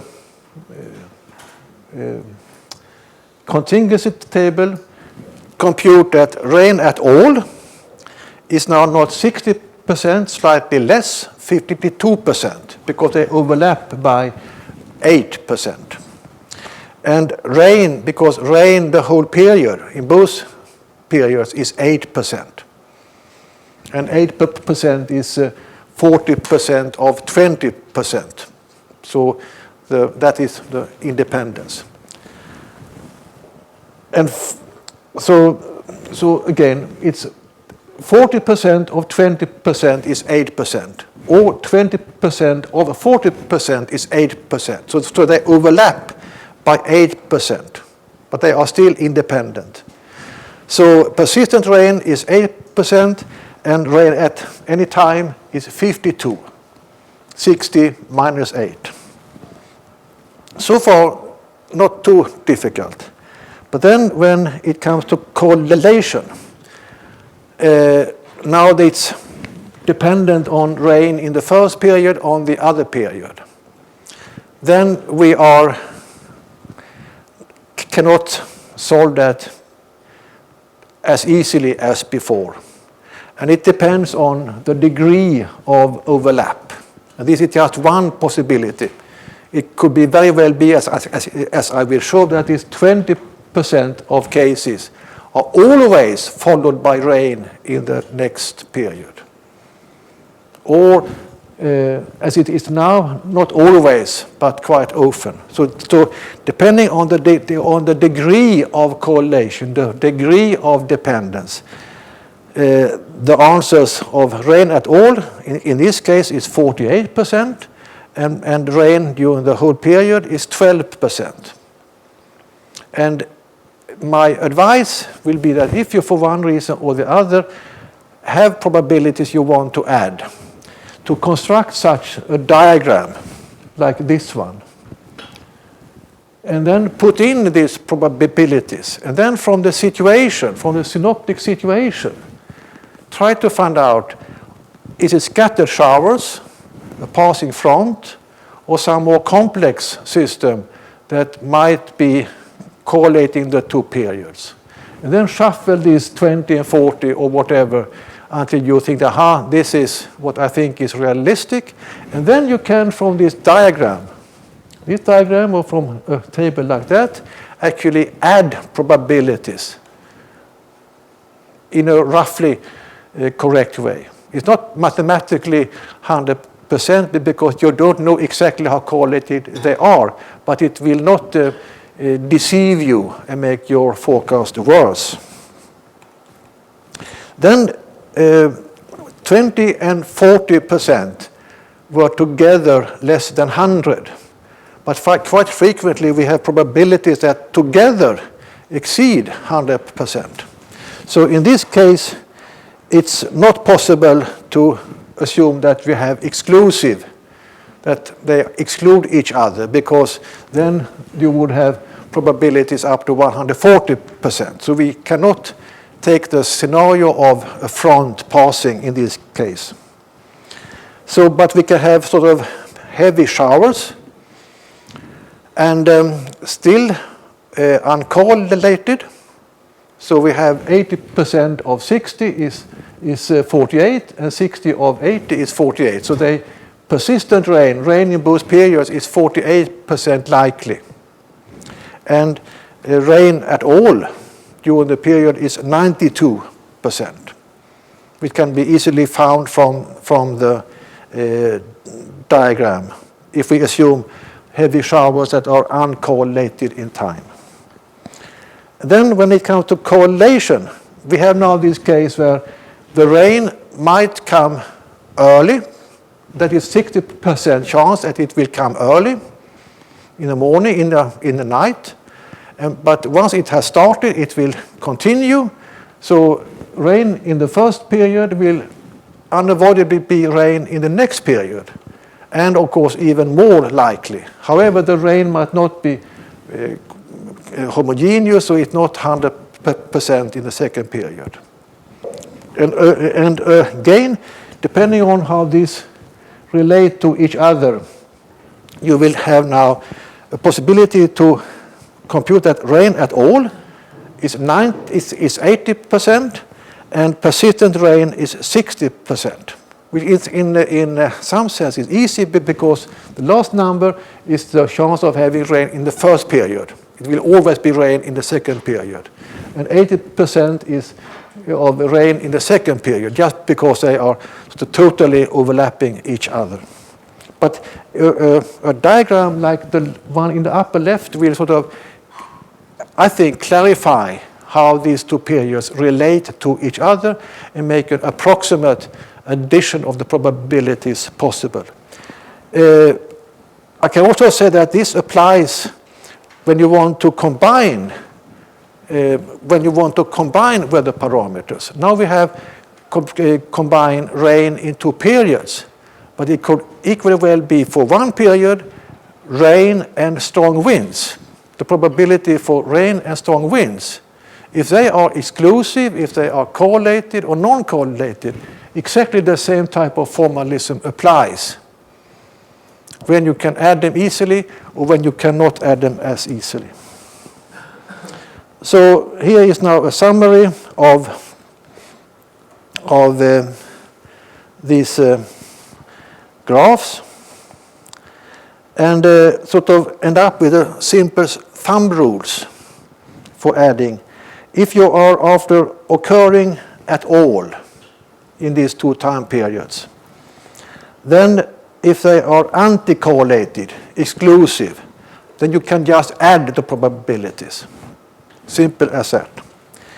If they are uncorrelated,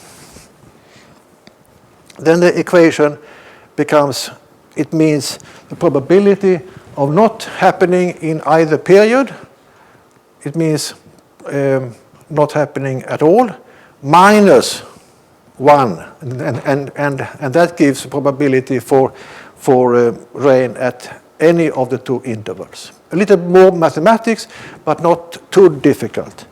However, when it comes to, so here you also have help by these diagrams to understand how they can be added. However, when we come to correlated, then we are somewhat in trouble, as I said, because we cannot easily find an exact solution, just an approximate, and the sort of best start is to take the largest of the two. And I learned recently that this is what is used in what is called fuzzy logic, or fuzzy set theory, which I have vague ideas about, but perhaps some of you have heard about it. So they work with sort of these not strict mathematical ways of probability. I can't go deeper into it. There's a reference to a book or article by Sarde. I don't know anything more about it because I found out it in the train between Trento and Bologna, but I give it as a reference if you are interested. So it means that this way of mishandling or handling probabilities in a rough way seems to have some support in some branches of the mathematics. On the other hand, thumb rules for rain to persist. If they are anti-correlated, exclusive, then the risk is 0 of having persisting rain. And if they are uncorrelated, it's a probability of both. As with a die, the chance of having a 6 is 1/6. The chance of having 2 6 is a 1/6 squared, and or multiply with itself. And here are the corresponding diagrams. And then for correlated forecast, again, the best start is then to take the smallest. It is mostly not bad. It can sometimes be bad, but as a first rough estimate, I think it works. At least avoid to make more grave errors. So it first of all tells you adding probabilities is not trivial except in very specific cases. Normally with correlations it is difficult but not impossible. But now seeing Roberto Buizza coming in here, I must also tell you that if you have access to an ensemble system, either the Bologna system or the Reading system, then of course there is a perfect way to do it, and it's to count the number of members which have reign in both periods.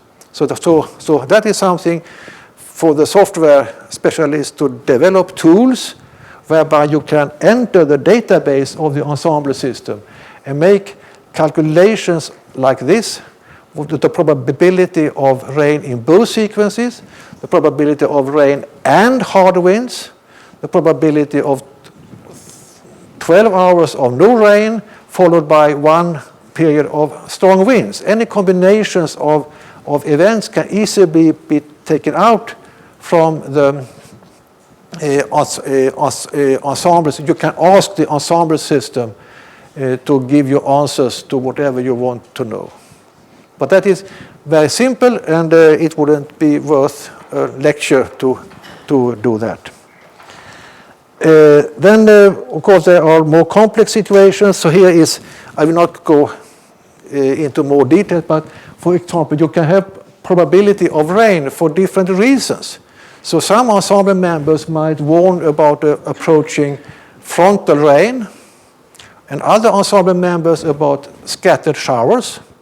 But in the ensemble output, it will all be listed as risk of rain. And so the complexity can increase. And also the Bergen School frontal model with rain and showers will also produce probabilities, all for rain, but the statistical nature will be different for the frontal rain and for the showers behind the fronts. So that was the more tough lecture of the three. Thank you.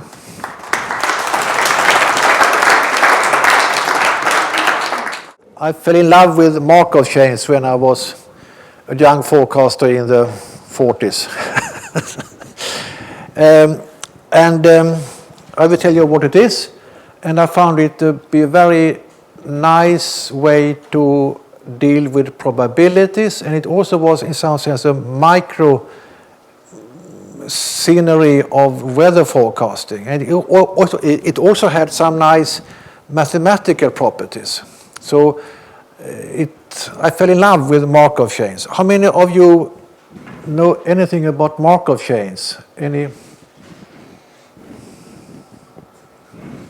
You are very modest. Just then, when I had mathematics, I had problems with integrals, but I have sort of natural gift for matrix algebra, vectors and matrices. How many of you know about matrix algebra? Because so it was always sort of that it looked like a mythology. It appealed to my intuition, and so I couldn't avoid talking about Markov chains in this case because it related to probability.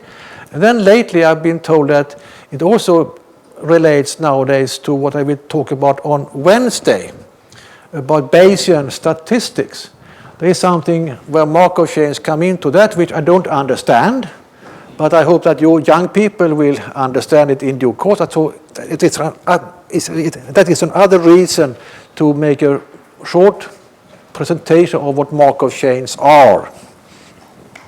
And then I found on the web a sort of a soulmate.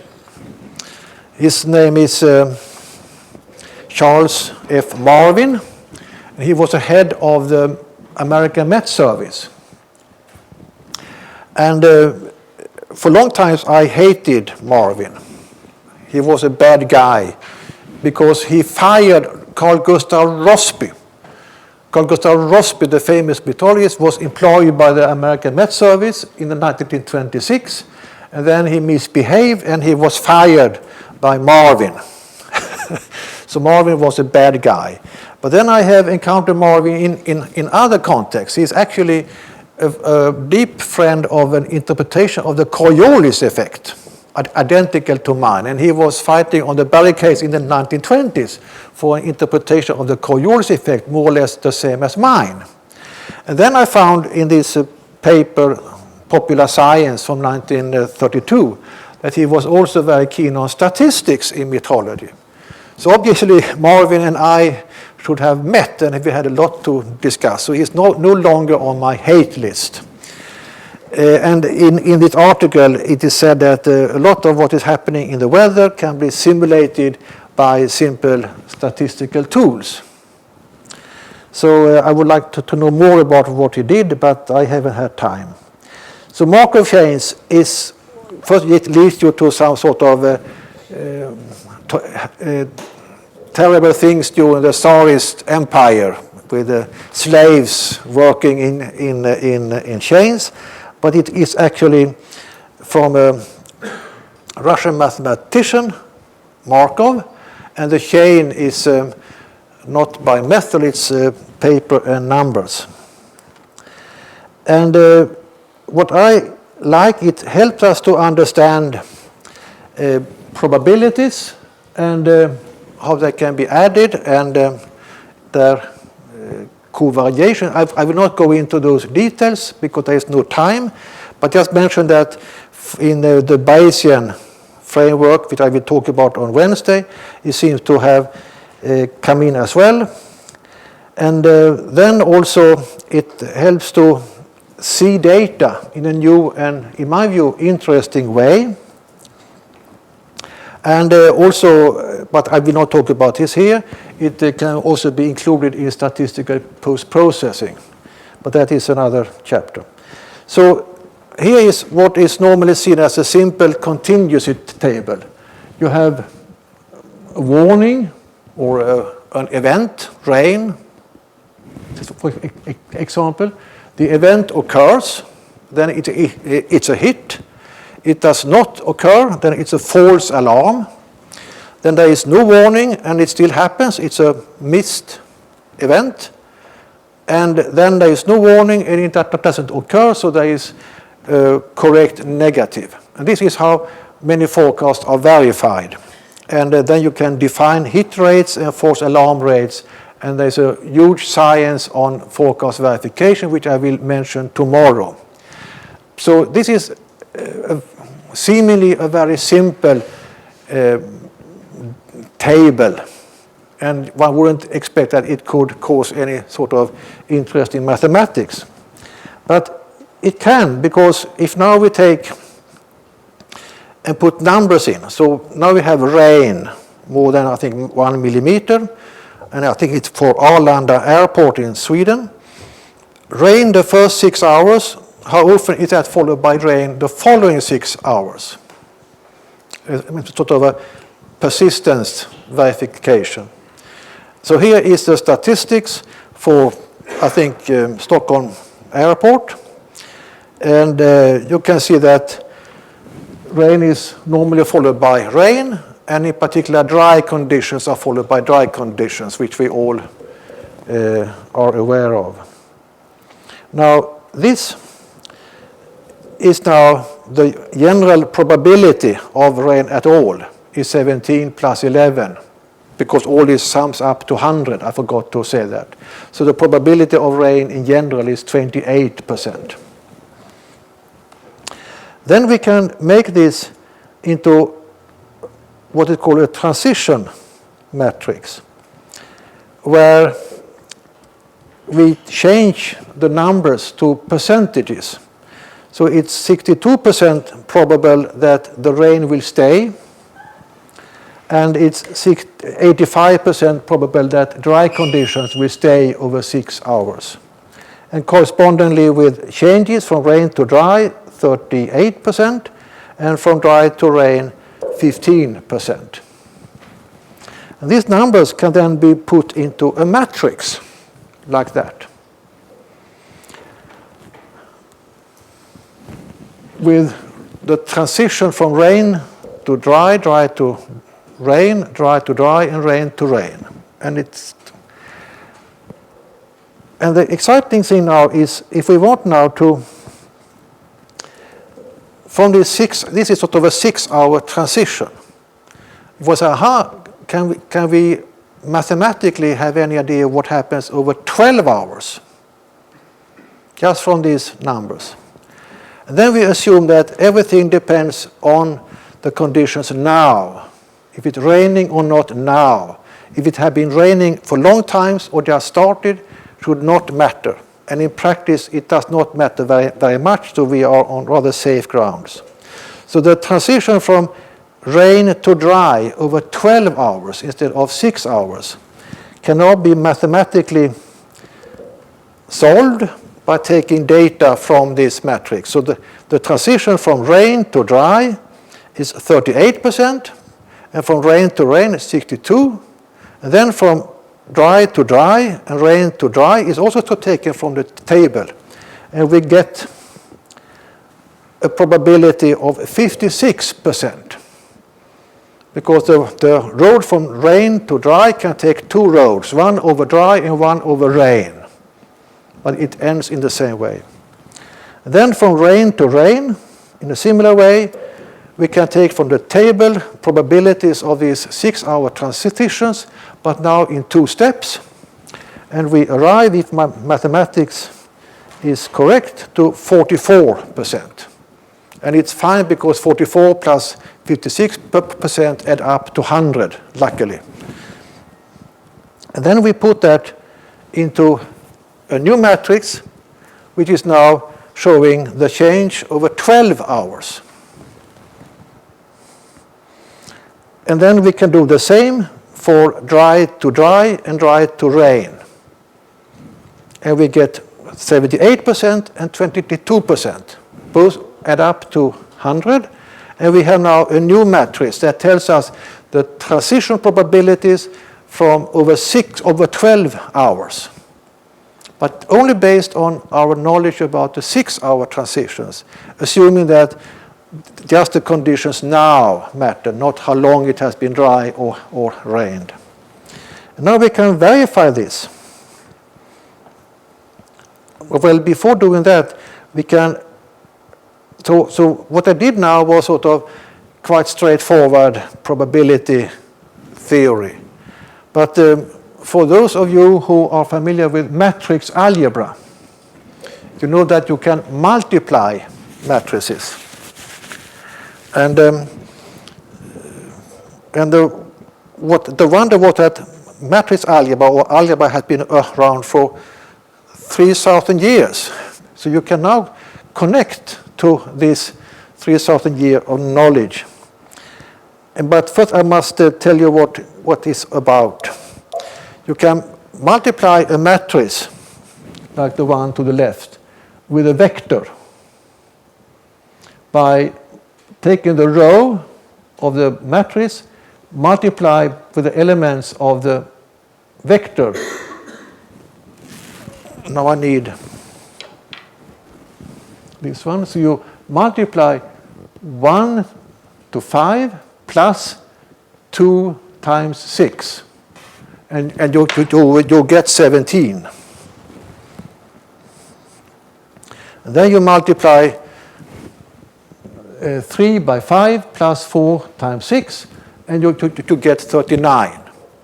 So you have a matrix times a vector, and you get a new vector.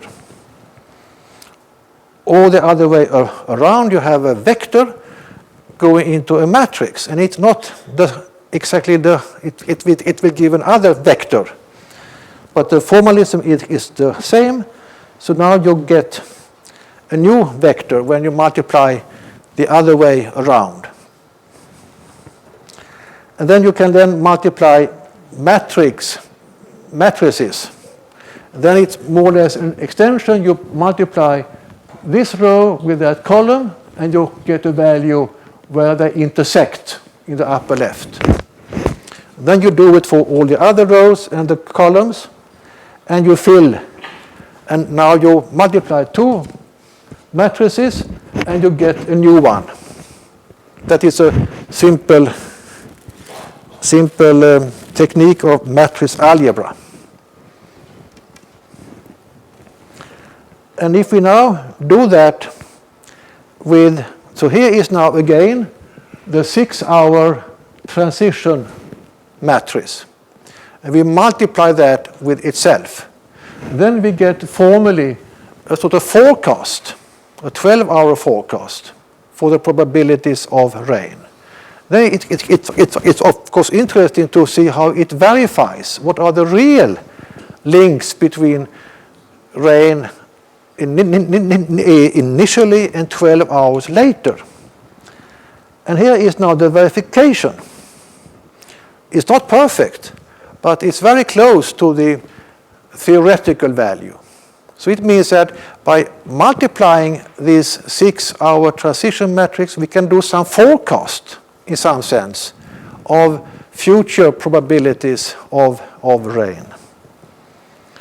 And I loved that. It sort of gave a new view on forecasting. And it will come more that made me excited, because now we raise the matrix to the power of 4. So we make a one-day forecast. One-day forecast. And here is the verification, the real relation between rain over 24 hours in Stockholm. And as you see, it's not perfect, but not far away. But you can also notice another thing. The probabilities that initially were quite different here and here are now, both in the forecast and in the verification, have narrowed, come closer. So it's now just a 15% difference between these two, instead of, what was it, almost 50% differences. So they are narrowing in. And here we have write it to the power of 8. So it's now a 2-day forecast. And now the probabilities are, as you can see, identical in the columns, but now I see I have made an error. It should be the opposite. Yes, it would be 2872.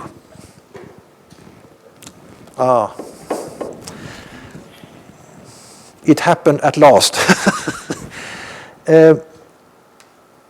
And it means that, let's see now, it means that whatever, let's go back. So it means that whatever was the situation at initial time, in 2 days or longer, the probability are more or less the climatological one, 28 for rain and 72 for non-rain. And it sort of replicas this forecast approach I mentioned initially. When you are an early forecaster, you can just make 2-day forecast. Beyond that, you rely on climate. So in the same way as a forecaster approaches a climatological probability for longer forecast, this Markov chains mathematically similarly replicas this approach. And here we can also so here you have a vector 1, 0, and 1 stands for rain and 0 for dry. You multiply that into the 6-hour matrix, and you get a 6-hour forecast. The probability is now 62% for rain in the second period. And the same for dry. Now it's dry. And into this forecast matrix, so to say, you get a forecast of 85% that the dry weather will stay. And then, of course, you can also put in other vectors. You might not be sure if it's raining or not, because you're not on the location, so you put in a probabilistic observation. Then you get, of course, a more vague forecast, but still consistent with the probabilities. And then if you put now in this, you're only 30% sure it is raining. So you put that into the matrix, and out comes almost an identical answer, 29 instead of 30. And this reflects something that is called eigenvector. It means an eigenvector is a vector which you put in, and out comes the vector itself. And it is not exact because the eigenvector is not exactly 30, 70, but very close. So, and the eigenvectors, you can then compute the eigenvector. How that is done is outside, but it means that you get eigenvectors, and it turns out that the eigenvectors to these Markov chains is a climatological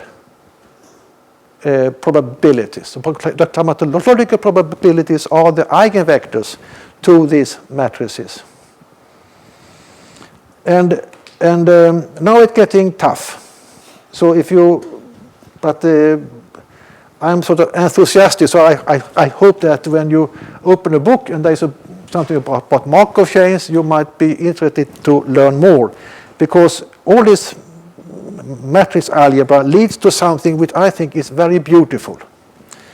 And it is, let's see now if I can, yes. So here you have the result. You have this matrix raised to the power of n. It means the number of forecast steps. And it can be mathematically decomposed into two or three terms. The first one is a climate matrix. So independent of whether now the probability is climatological values. And then into a rather odd, but it sort of contains the climatological values, but with plus and minus signs, oddly distributed, plus a factor in front. And it's called eigenvalue, which I will not tell what it is, but it also rises to the power of the number of forecast steps. And since it's less than 1, this eigenvalue is less than 1. If you raise that to anything y to 2, 3, 4, 5, the result will be less. So it will go, the higher n, this eigenvalue will become smaller and smaller and disappear. And it's consistent with that. If you have now, for example, n equals 8, as we saw, it leads just to the climate statement, because this term is now almost 0. So it tells about the fading off of the forecast information in time and the convergence towards just a climatological statement.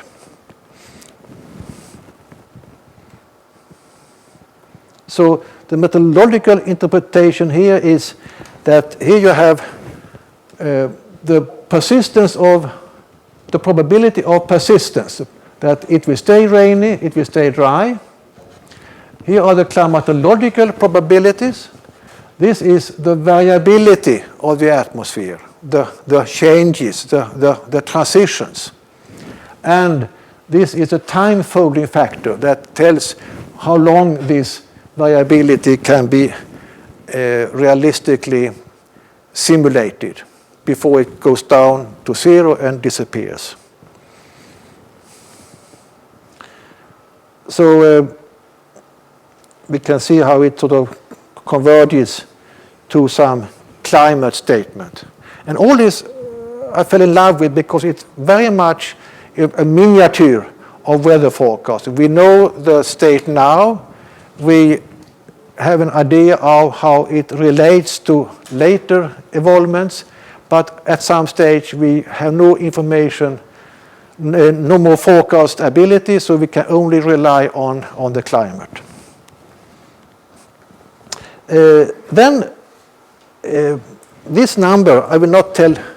So these numbers also have another property. They can be used to forecast how likely will it be that there is 3 periods of rain or 4 periods of rain.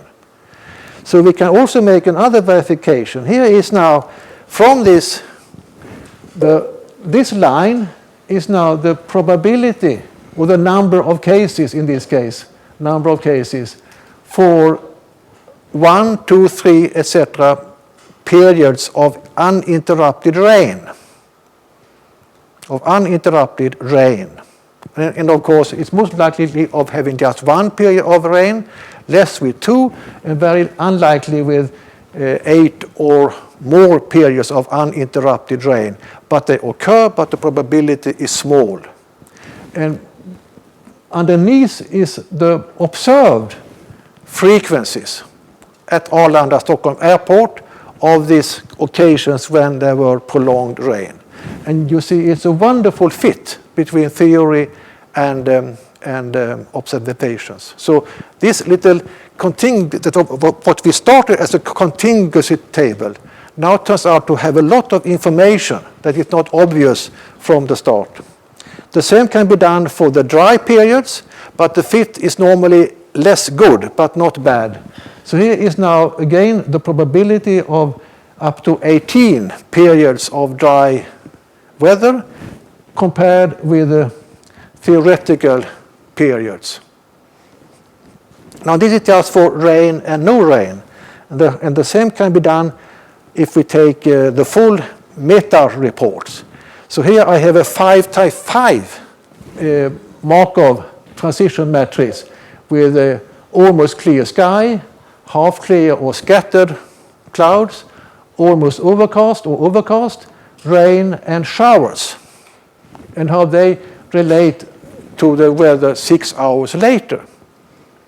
Then I can apply the same mathematical formalism, and just to make a long story short, arrive to this. So here you have the eigenvector, and the highest eigenvector is for clear skies and rain. They are the most persistent phenomena. So they have the highest eigenvalues. Less high, but good persistence you also have in overcast, and still rain is the second candidate. And we all know that overcast, at least in Scandinavia, tend to stay for long periods. And the third one, low persistence, is but still the highest in its class is for showers. So showers pop up with low persistence but with high value. And then finally, the very lowest is for the persistence of scattered clouds, which we intuitively feel can change into whatever. So again, this gives another way to look at the climate of weather at Stockholm Airport. Yes. Thank you.